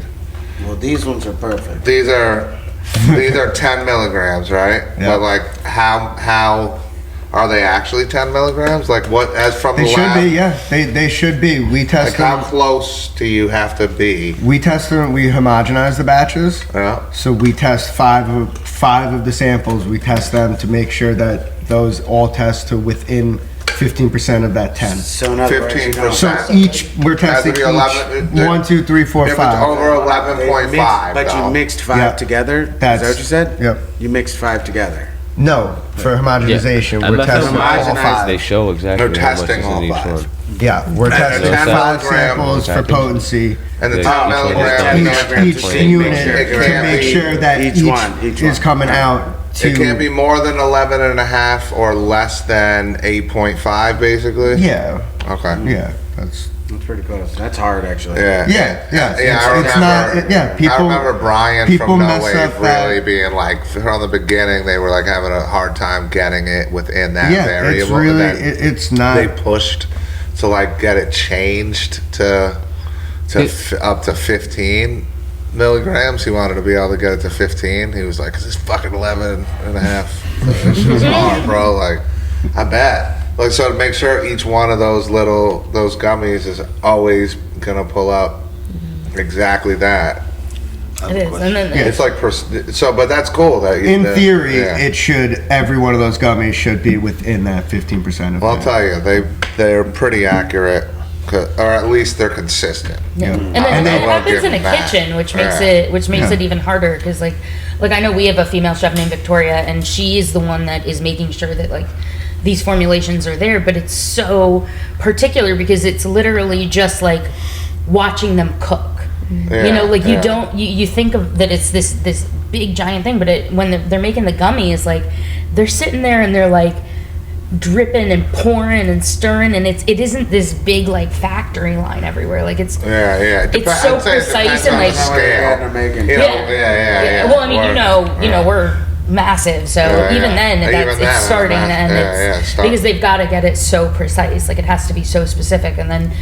You know, if you're a processor that has like multiple brands, right, and all of the brands have all of these different formulas, like you have to make sure that they're all different because sets up their own shit. The brands will go to a processor with their own formulas, and then we create that. So like it's and consistency is super important. It is, you know, product line. You know, we don't shout out the chefs enough, but like you know, these gummy chefs, like it's pretty cool to watch. A lot of brands bring in people. Yeah. Yep. They have, I got a lab question. Like the chocolate makers and shit.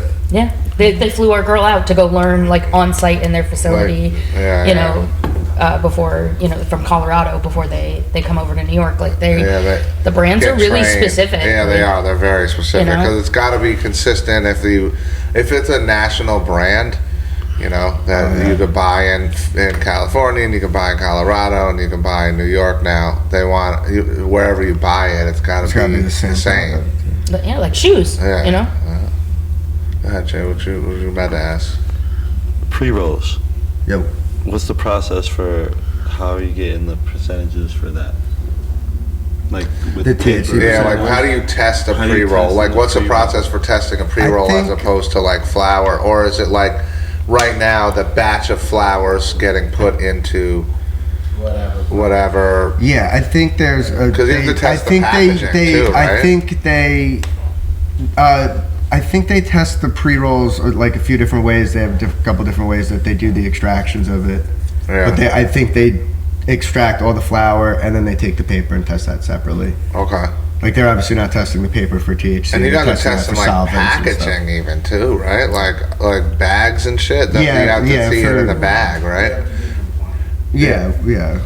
Well, I think the bag has to get tested too, like so that it doesn't have, because some of the bags might have some shit in it, right? The jars might have.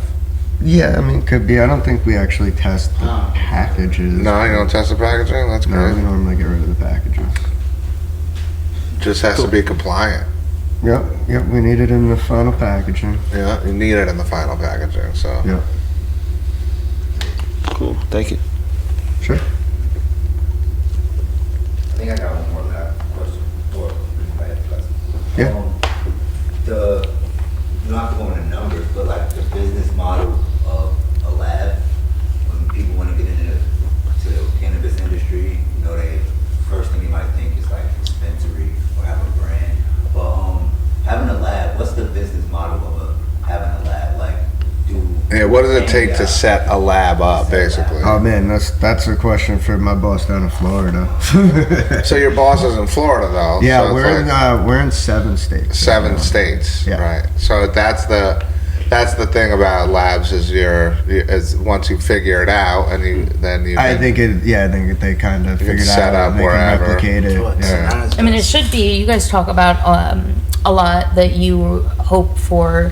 Like standardized testing across, you know, that's one of the things that you said that like if we're going to lobby. Terrific. Yeah, I think that would you know level the playing field, you know, so everyone knows. But there's so many different instruments that different ways standardized testing in schools and shit, but standardized testing. I'm sure there's different machines that can do the same testing. Yes, they use many different methodologies. All they have to do is prove the efficacy of their methodology through some process that is then approved, and then that and approved by the states too, right? Like not approved by any like They central probably use governing body, but like, I would assume they probably use a third party kind of fucking. Yeah, I think somebody. we have some sort of. Most of the time in those kind of special approvals, it's not. no, even but it's like- still a state approval though, right? It's Yeah, like but- politically, it's the state has to say, Yeah, we have to get licensed. You have to get same as licensed. You guys, right, right.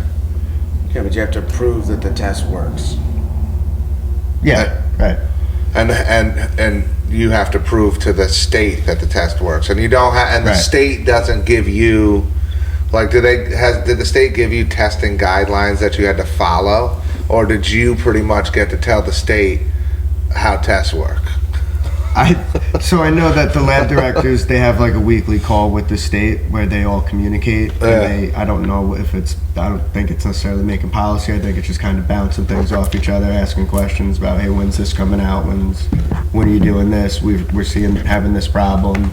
You need to change this, and whatever. I'm not on those phone calls. Yeah. But the way that a lab works, though, is that the state gives all the different parameters that any of the different tests have to have efficacy in, and then you can fucking do it in However you want to do ways. it, and you just have to Some prove ways that's might what have I'm saying. to prove that, Right. that it works. It's science. Right. Yeah, that's Talk like, to Sanaz about that. yeah. I'm sure there's this bunch of different machines that do each type of testing, and different labs probably have different equipment, And every different single setup. thing costs like millions of dollars. Yeah, if you already bought that I shit, would- we got to figure out how to use this to do that. Yeah. I mean, let's go. And Yeah, there's so a if lot- some shit in the lab breaks down, like a dude flies in from Michigan, so Yeah. like a dude flies in from Michigan to fix it, like. Yeah. I got a friend who like works for is a contractor for Regeneron, and he does that same shit. Like, specifically if a fucking they like that they do bottle or syringe fucking what you call it? They fucking package syringes, and you have to fucking like make sure it's. I'm fucking blanking because I'm super stoned for the word that I'm looking for or whatever. Fuck it. You guys all get what I'm saying. Yes. That's what anyway, whenever the machine breaks down, he has to go to fucking Allentown or fucking Indiana to fix because he's that like one shit. of 4 people in the world that know how to work on know that the thing. compliance on that machine. Exactly, Yeah. yep. And how to make it fucking Yeah. calibrate it right. Definitely so. Yeah. You know what else you guys were talking about earlier that I think would be an interesting conversation? Potency shopping, because that's a big rumor mill online, right? Yeah, People are talking about that. Like, I know, like, we are 100% of our stuff is with Kate like one lab, that's who we use. But there's a lot of people that like go around and they. That's a rare model. Maybe you You got know? lucky in the first try. It's a Yeah. rare model. Yeah, no, they And you do. married him. No, this was before. I met HBI through him, actually. So yeah, no, but potency You see shopping. what's going He's on. how I met HBI.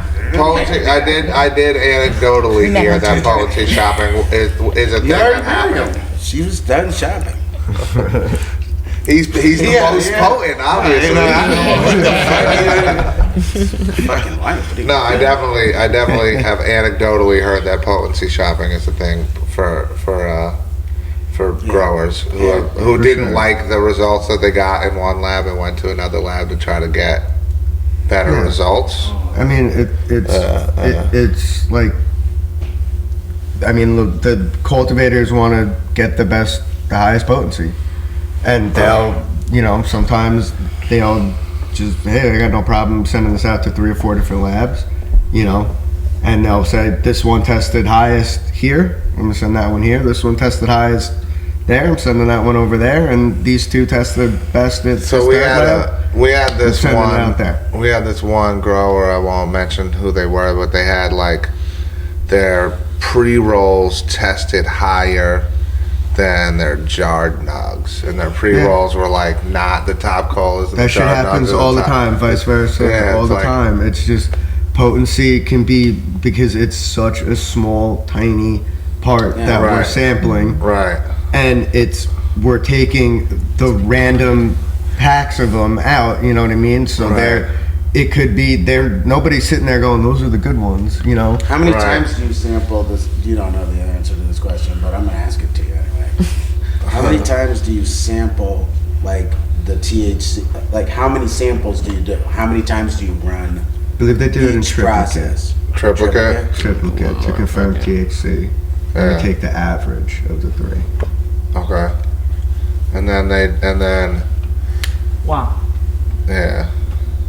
And it's just like a fucking fraction of a gram. And it's such a small amount, yeah. So you can be getting like the surface area of like either all the resident trichomes or not. like Yeah. But no, and if you want to look at the So, samples, that's how you sample shot. 100%. Right, so That's in what a I'm saying. sample setup, what's the variance the biggest variance that you've seen? So you have to take the average.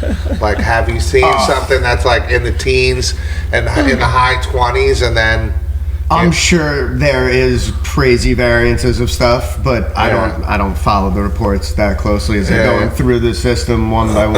Also, Right. there's But, error, yeah, there's but they- error in any of those tests in a general sense, just because when you're trying to run that same test over and over and over every day. So But we run a control with every I know. potency also, so there's And then- yeah. they have a blank that they can test it against also. So And then, is there ever a chance for, like, contamination from and mold and yeast and microbes in transit, or like or is it always just like? I guess I would be a liar if I said there's 0% chance. Right. But I mean, we get the samples, we put them in, we seal them in bankers bags, we Yeah. lock them in a trunk in the back, we put them on ice if it's edibles, if it's resin, whatever that needs to be stored cold, we put it on ice if the customer requests it. So it gets transported in that sealed case in a sealed bag, Yeah.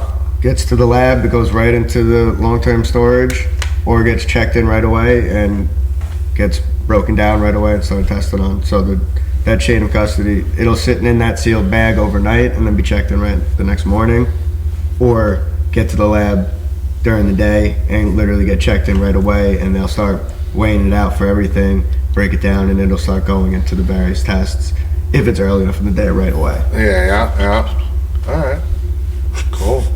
So that chain of custody moves super quick. It doesn't really sit around anywhere. No, it's important though. long at all. No, but it does sit around because, like, you're gonna be waiting on the fucking test for, like, at one point I was like a month. Yeah. What's the turnaround time at your lab? 5 days. 5 business days. Yeah, we got 6 days a week, but 6 days a week. So. Okay, so you have 6 business days in your week, so in 5 business days. Yeah. Nice. Cool. And That's much better. Yeah. All goes smoothly 5 days. Yeah, and that's like important, and that's probably why you guys Doesn't have a always good go smooth. reputation. Is Do that you know the fucking scale turn that of- shit around? Do you know the scale of samples that you guys run? Like, how many tests do you do in a day? Off the top of my head, we're doing we probably have like 20 to 40 samples in the house on a regular day. Shout out to my guy Russ Roach for picking all of them up right now. Yeah. That's dope. So He's working literally 55, 60 hours a week right now. Yeah. Driving, literally getting an oil change every 3 weeks. Driving 5,000 miles every 3 weeks. every 3 weeks. Yeah. He's And out there. If you have that many samples in a day, you can run all the tests in that one day for all that whole group.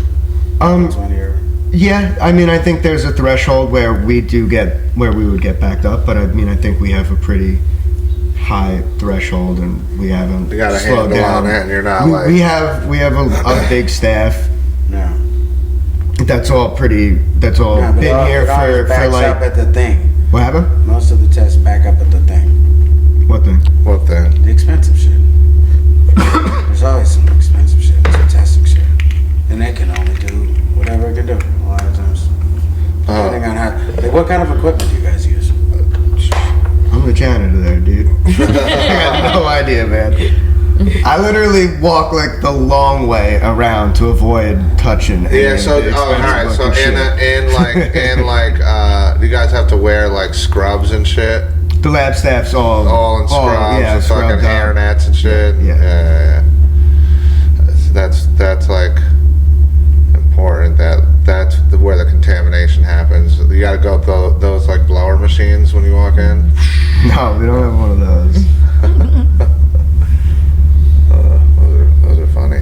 For somebody like a cultivator or a brand, how big of an investment is it to get something tested? Is that like a super expensive thing? Oh yeah, well, that's a good question. What's like a typical test cost? Like what's the price Flour range? goes for $525. Yeah. But that's on the low end. Like there's wait, some that are like How much? 800-900. What's the largest sample size? What do you mean?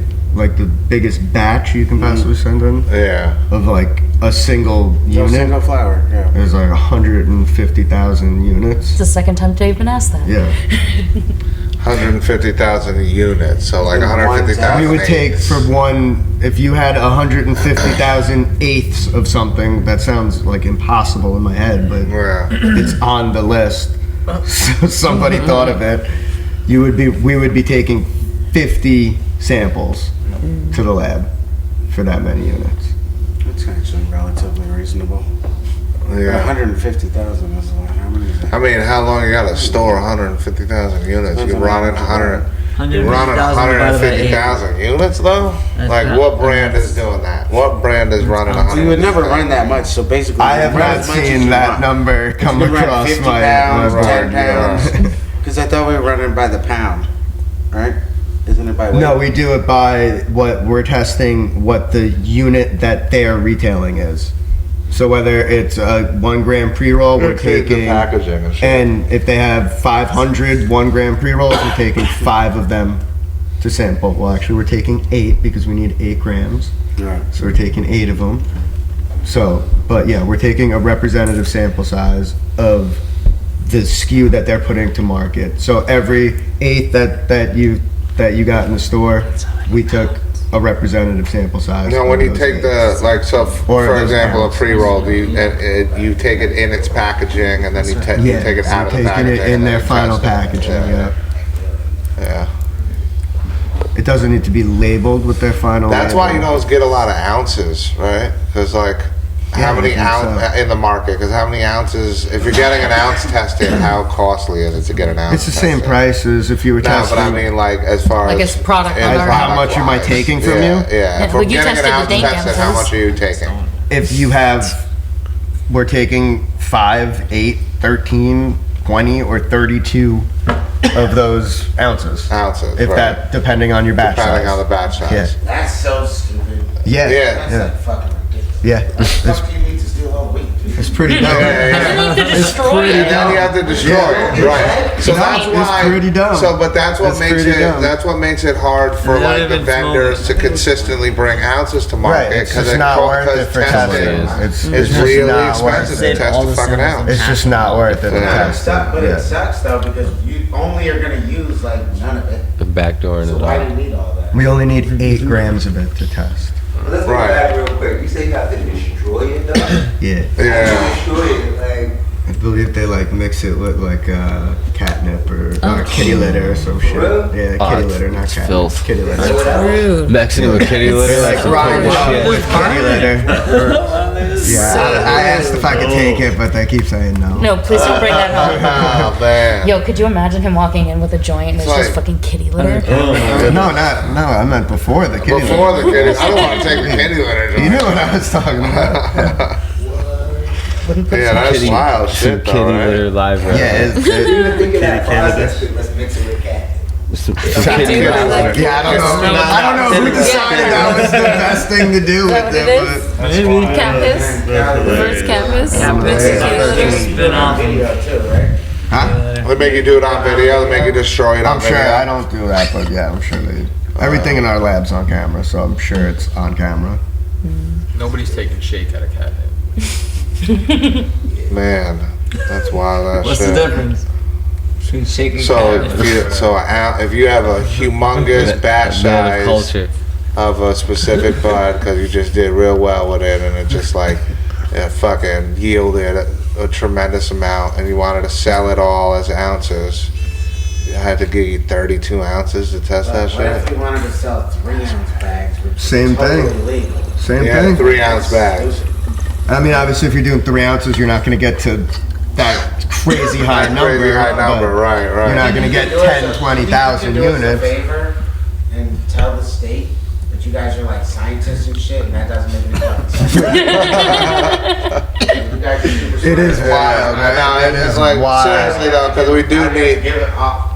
I mean, I think being able to so sell wild. ounces affordably, like not having that massive expense into bagging up your ounces as a processor or as a grower, like that's a massive fucking expense. Yeah. That's Yeah, a it's lot of normally fucking, like ends up between what you and you also have to retain amount on the cultivated processor end too. right. So they're giving whatever we're taking, they're keeping at least that much for their end. So that's typically going to be, if you're talking about ounces and 3 ounce, 2 ounce packages, that's going to be like 10, 20% of the whole yield of it, Right. just held back for testing. Just for testing. And their retains. Yeah, like that's It sucks. not worth it. Yeah. Yeah, no, we definitely had a couple. You can like reach out to the OCM and get like You got one-time somebody's number? approval or like Sure. case-by-case approval to test it in like we're doing ounces of this. Can we ahead of time get it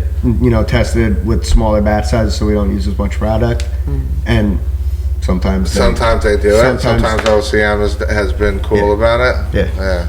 Sometimes. Yeah, so any of the Case by processors case. watching this shit, fucking do that shit. On a case by case, try to be one of those cases. Compliance at And OCM. just talk to compliance with OCM about doing a smaller batch test, but being able to sell your zips, because Yeah.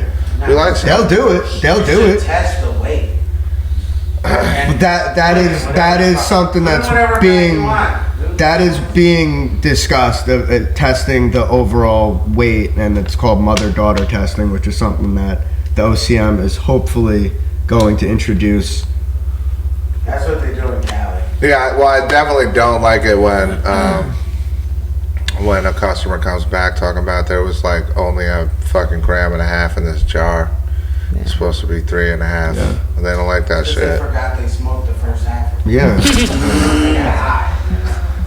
Nah, but when it happens with this, this one brand over and over and over again, it's like, damn, motherfucker, I gotta I've seen see some what empty you. jars. Yeah. No, some see empty people that jars. come home and weigh it out, and it's like 2 grams, or like it's like they take the stems out, and it's like 2 grams. Yeah. Like, come on. Well, stem weight is stem weight. I ain't. That's Yeah, part of, stem that's weight part is of the game. it's part of the game. It's part of the the fucking game. game. But But yeah, if you got 1.5 grams in stems and 1/8, that's a problem. Yeah, that would be a problem. Full of bacteria and mold and shit. Yeah, that'd be a big problem. Yeah. Man, there it is. There it is. The only other thing we should do is say, whoever that person wants. Oh no, we got a couple segments to do. That I was just saying there it is because we just took a pause. It was like it lasted for like 3, 4, 5 seconds, and it was like, okay, that's one. We of always those have moments. a stoned pause. Yeah, stoned pause. Yeah. And now we was call it out when it happens. We call it out when it happens. We definitely don't let those shit slide. But it is because we're fucking, we're like an hour or something, some change into smoking constant joints, so and eating edibles and having drinks And ripping copious shout out amounts to of weed dabs. water. Yeah, you guys are going hard. When are they bringing the weed water back? That's the question. Did you say you're gonna take a weed water bath? I know you didn't. I heard you. Yo, bathe in that terp sauce. What is it not on the market right now? I don't know. Do we have weed water right now? Yeah. No, right? We don't have any weed water We right have now. Right? like a couple left. There's a drought. By the time this podcast It's a fucking is out, drought on there it. might be more. Okay, yeah. Can't call it. That should be. All right. Nah, because they sell out. Nah, because they're slow to re-up on the weed water sometimes. They sell out very quickly. Yeah. That's really what it is. They just sell out. They're just such a good product. They sell out very quickly. Can't keep them on the shelves. It's just weed with and water. It is the best. It's water with weed in it. That's Weed what water it is like literally the best name. That is what all of the cannabis drinks should be called. And I'm out here shouting out weed water. Weed soda, and the fucking air weed mask. cider. You know what I'm saying? Weed tea. Like weed water, like that's that. You can do that. Have you guys heard of ECMA? what that is yet? No. So ECMA's pretty cool. So it's the Empire Cannabis Manufacturers Association. So you always think that like everyone's like super competitive, but really Mac from Heirloom, Brian from No Wave, Kim, our CEO from HPI, Nanticoke, and there's a few others that are in there. They actually all come together and lobby together and work together like side by side to like try to like pass laws and stuff. So it's less competitive. Like everybody, they're all on that. we were working each other's tables when someone had to run. Like I had to run to the restroom, so the guy from Heirloom hopped over to my table, and then he had to go and get some food, so I hopped to his table. So like it's pretty cool, you know. Like when, it's a cool when industry. that thing happened, when that like whole you guys did that legislator meeting, fucking Brian stayed in my Airbnb. Did he? And I went out to dinner with We talk to everybody. all the time. I love them. Yeah, so fucking. Brian's one of my favorite Canna humans. Yeah, He's Brian is hilarious. amazing. Yeah, he's amazing. He's a great person. And we always, you know, and then we talk about the industry super heavy every time we're very like, what the fuck's going on? It's fucking, you know, on top of what's happening with all the laws and shit, and everything's changing. Yeah. You know, all the time. So just being ahead of the game is important. Well, Adam is fucking. You got a good shot of Adam's face. You hit way more joints than I did. That shit was hilarious.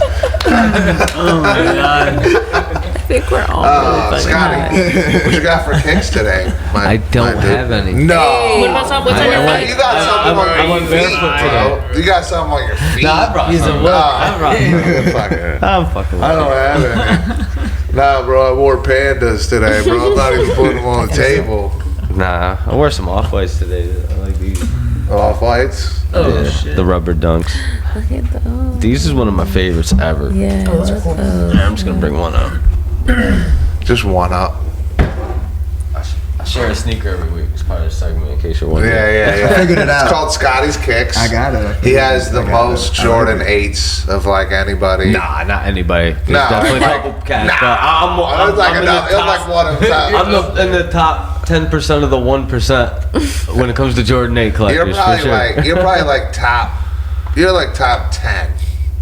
Probably with Jordan 8s for sure. Or Jordan 8s. Without a doubt. Yeah. I would think so. Yeah, I almost got every one of them. Yeah, so. exactly. So it's been somewhere between 17 and 21 shows, and it's been a different Jordan 8. No, not different Jordan 8 every time. No, different sneaker. But he definitely, several of them. I was like, there aren't that many versions. Several of them have been Jordan 8s. I can go over a month without repeating the same Jordan 8 though. Yeah, sneaker could go forever. Right. Almost a year. No. Because by the time that happens, there's already more. So like forever. Yeah. Let's go. Word. I ain't repeating no sneakers on this.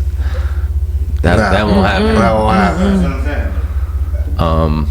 Oh yeah, Well, unless you Jordan 8. forget I didn't even that talk you're about it. high. I'm fucking baked. Yeah. Jordan 8 Aqua, 1993. Wore it in the All-Star game. There was always the odd colorway in the Jordans. Like the Jordan 4 had the military blue. That's an original colorway. Nothing to do with Chicago though, you know? Yeah. Those would usually be All-Star game sneakers that he would wear those in, those odd colors that would release. So yeah, this is what that came from. 93 All-Star game. The purple, the aqua.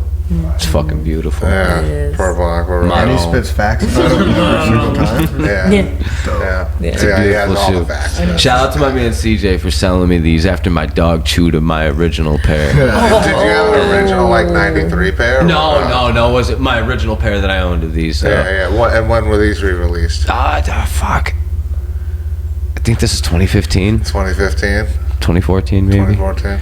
He'll even know that the era that it was re-released. I used to be way more on point with the shit, but I'm just kind of like, I don't know. You're just selling weed, bro. You're just selling weed, bro. You're this fucking dude is word out. Yeah, now I'm curious. I gotta look up when they drop. See now What is Jay that has barely said anything the whole fucking episode. I said more than Nah, he didn't say more than Ricky. I said 2015, right? That's true. He did. I was right, 2015. And more than Damn. Chantal. Yeah. Chantal. I didn't even question it. He's just like watching. Like, I'm I didn't even question it. I was like, he's right. I've been here. He's right. I know you're right. I had the 2007 pair too. 2007. I had a 2007 pair. Those fell apart. So wait, what year we established the year? Oh, these were 15. Like I thought. Yeah. Fucking no, you'd be knowing, bro. I'd be knowing. You'd be knowing.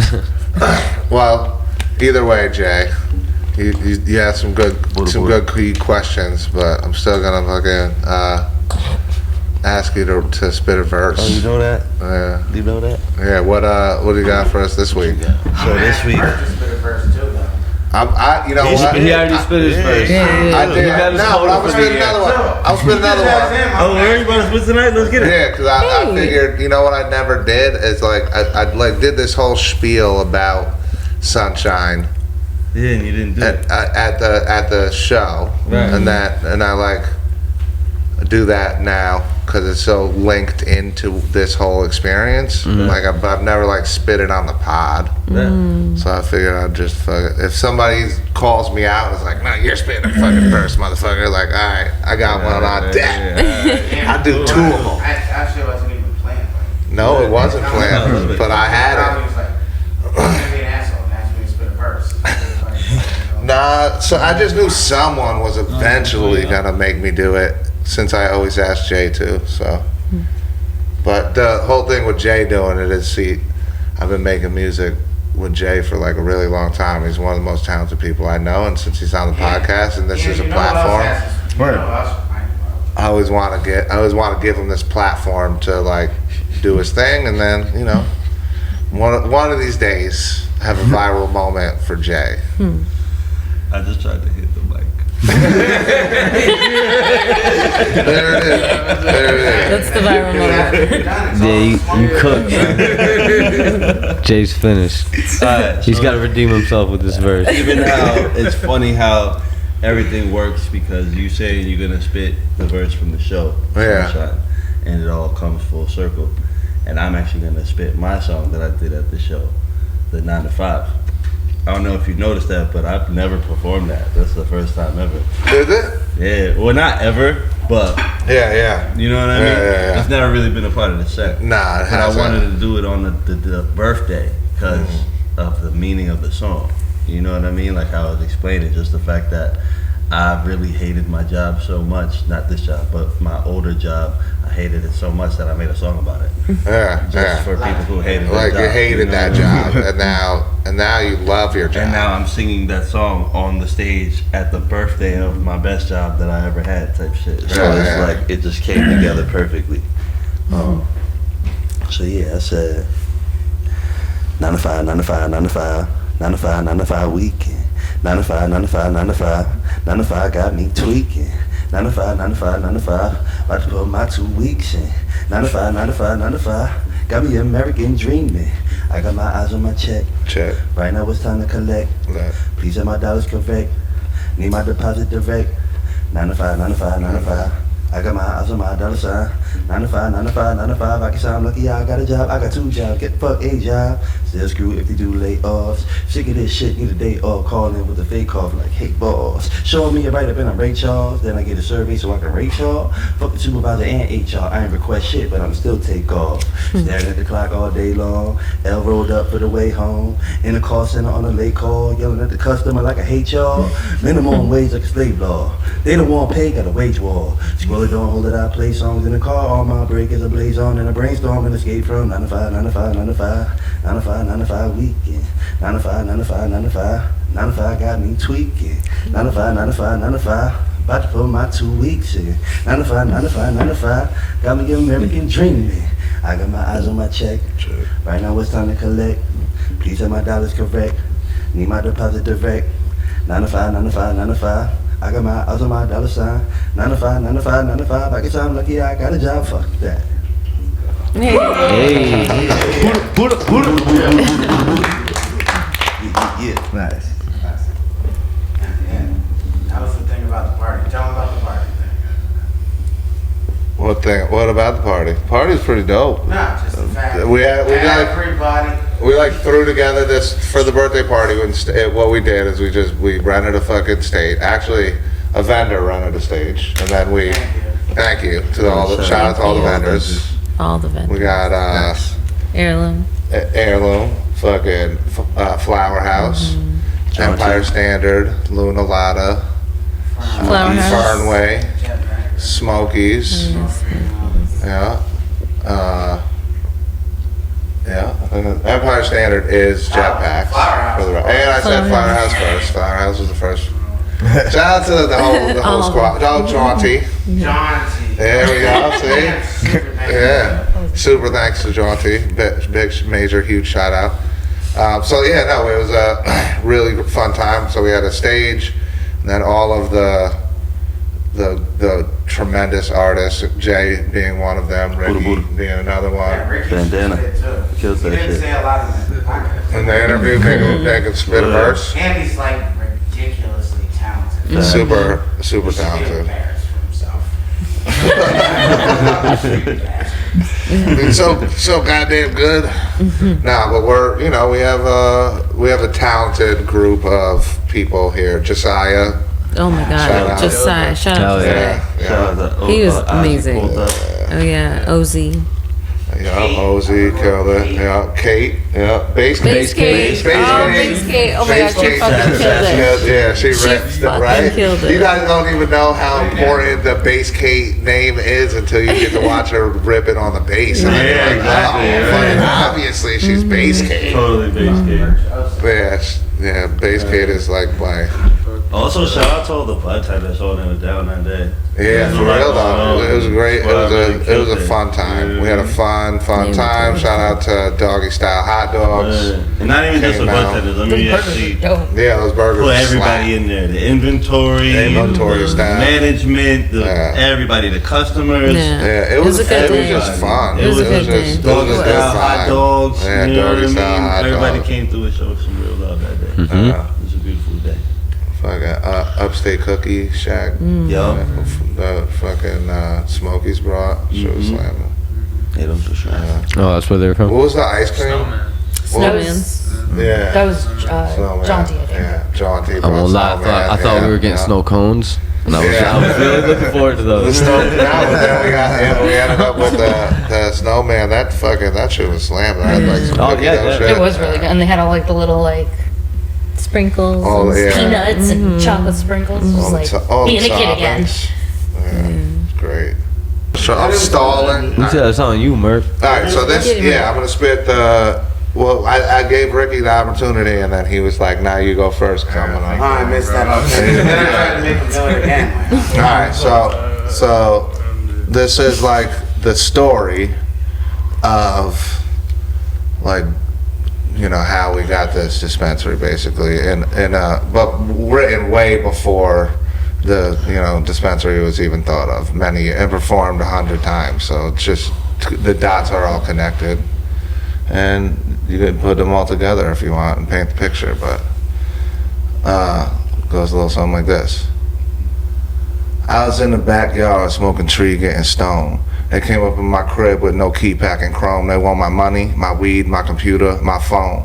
Wifey running, bugging, screaming, leave us alone. Asking all these questions like where the fuck the stash is, looking in my cabinets underneath my mattress. This is real life, ain't no motherfucking rap shit. And they want it all even though I never had shit. I ain't getting robbed even though that's what it sound like. The bad boys came without the cameras and the sound bites. But I kept my cool. Colder than some ground ice. They said we shipping packages from Cali out to Crown Heights. That sound nice if we did. I never noticed. Said I'm getting 5 years. Tried to make me lose my focus. Wanting me to rap. I ain't never been a rodent. Kept on asking questions. I kept saying I don't know shit. Hey. That's verse. That's like from the actual song. Yeah, it keeps going. And then I have another verse that like isn't on the actual song. It's like on like a different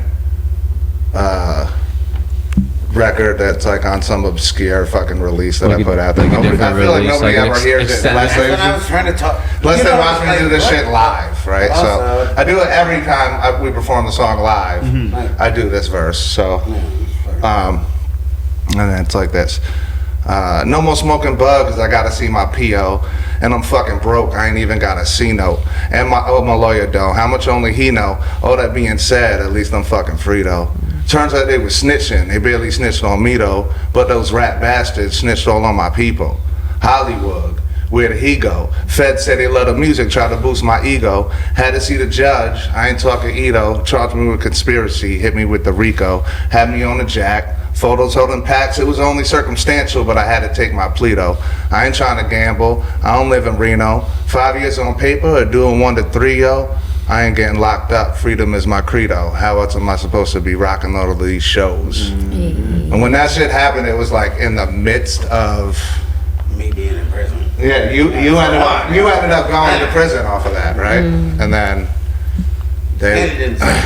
and I didn't snitch.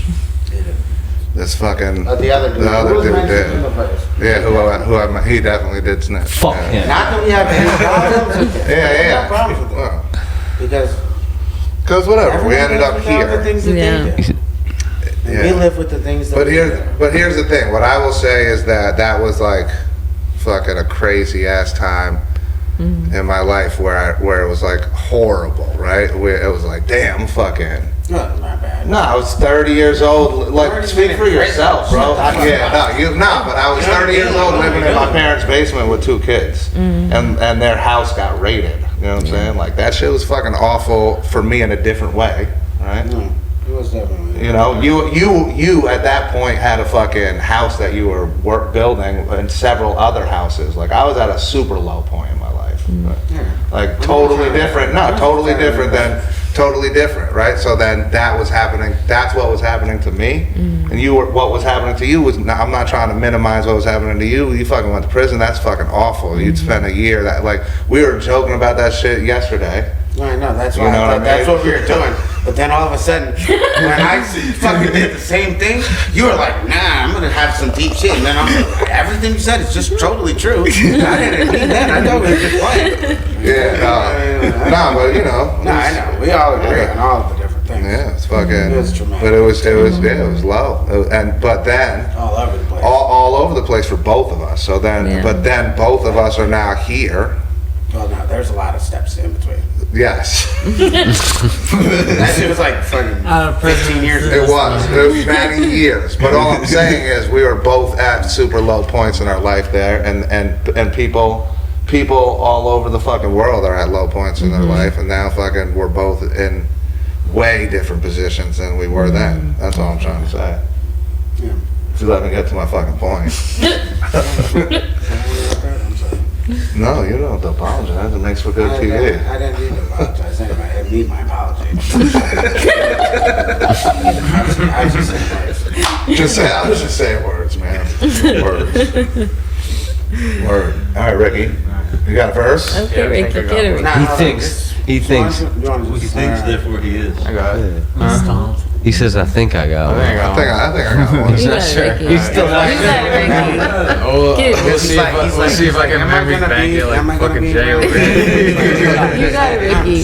Alright. Get it, Ricky. So endearing. Jordan from the free throw going beast mode. Everywhere I am, I get treatment like the keynote. All I drop is dope by the kilo. Never touch a ski slope. All I puff is CeeLo till my green eyes turn red from the weed smoke.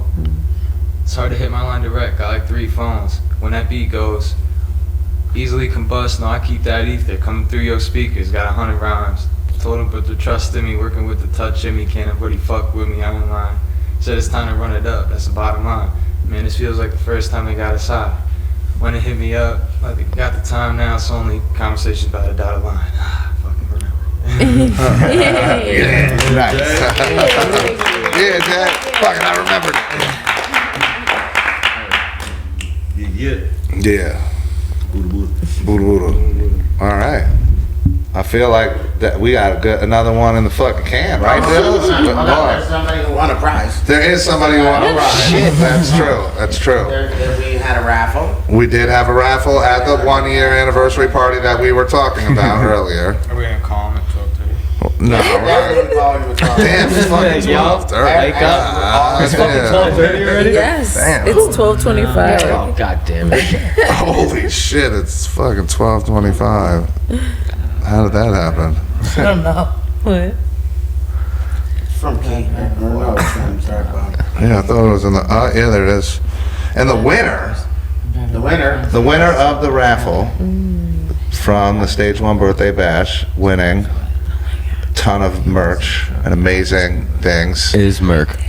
Package. The Package. That we you know, but They then include that one sneaker. Like only one. You get one fucking shoe. And it's the chewed up one. He'd have to hop home. Serena Harris.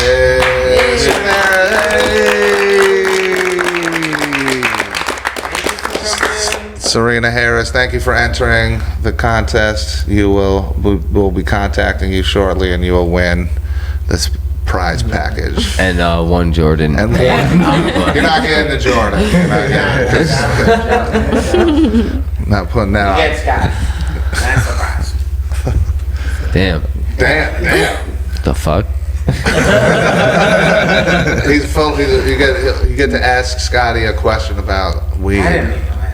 Okay. Yeah. You have to pick his brain. I think they can do that when they walk in When the they walk in the door. dispensary I don't think that's a prize. A private weed consultation.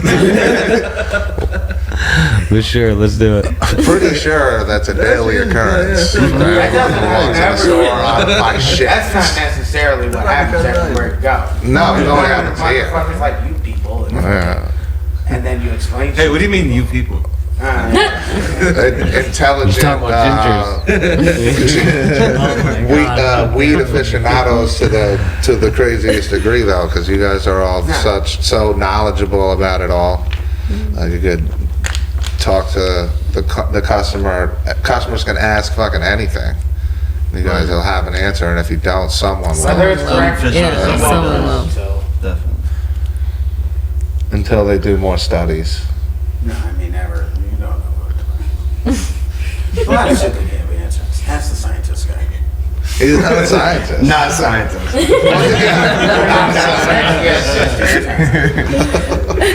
That's the scientist guy. Word up. All right. Thank you guys for having me on. Hey, thanks for Thank coming. you. It's fun. Thank you, Lindsay. Shout out to everybody, the whole squad.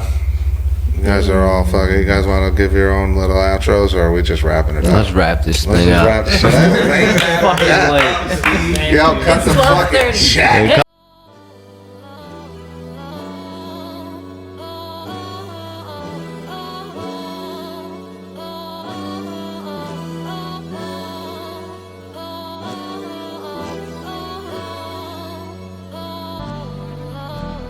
I be on that OG, fire by the OZ, piling up the roaches, got me feeling rosy, higher than the northeast, my shit ain't got no seats, I be on the green like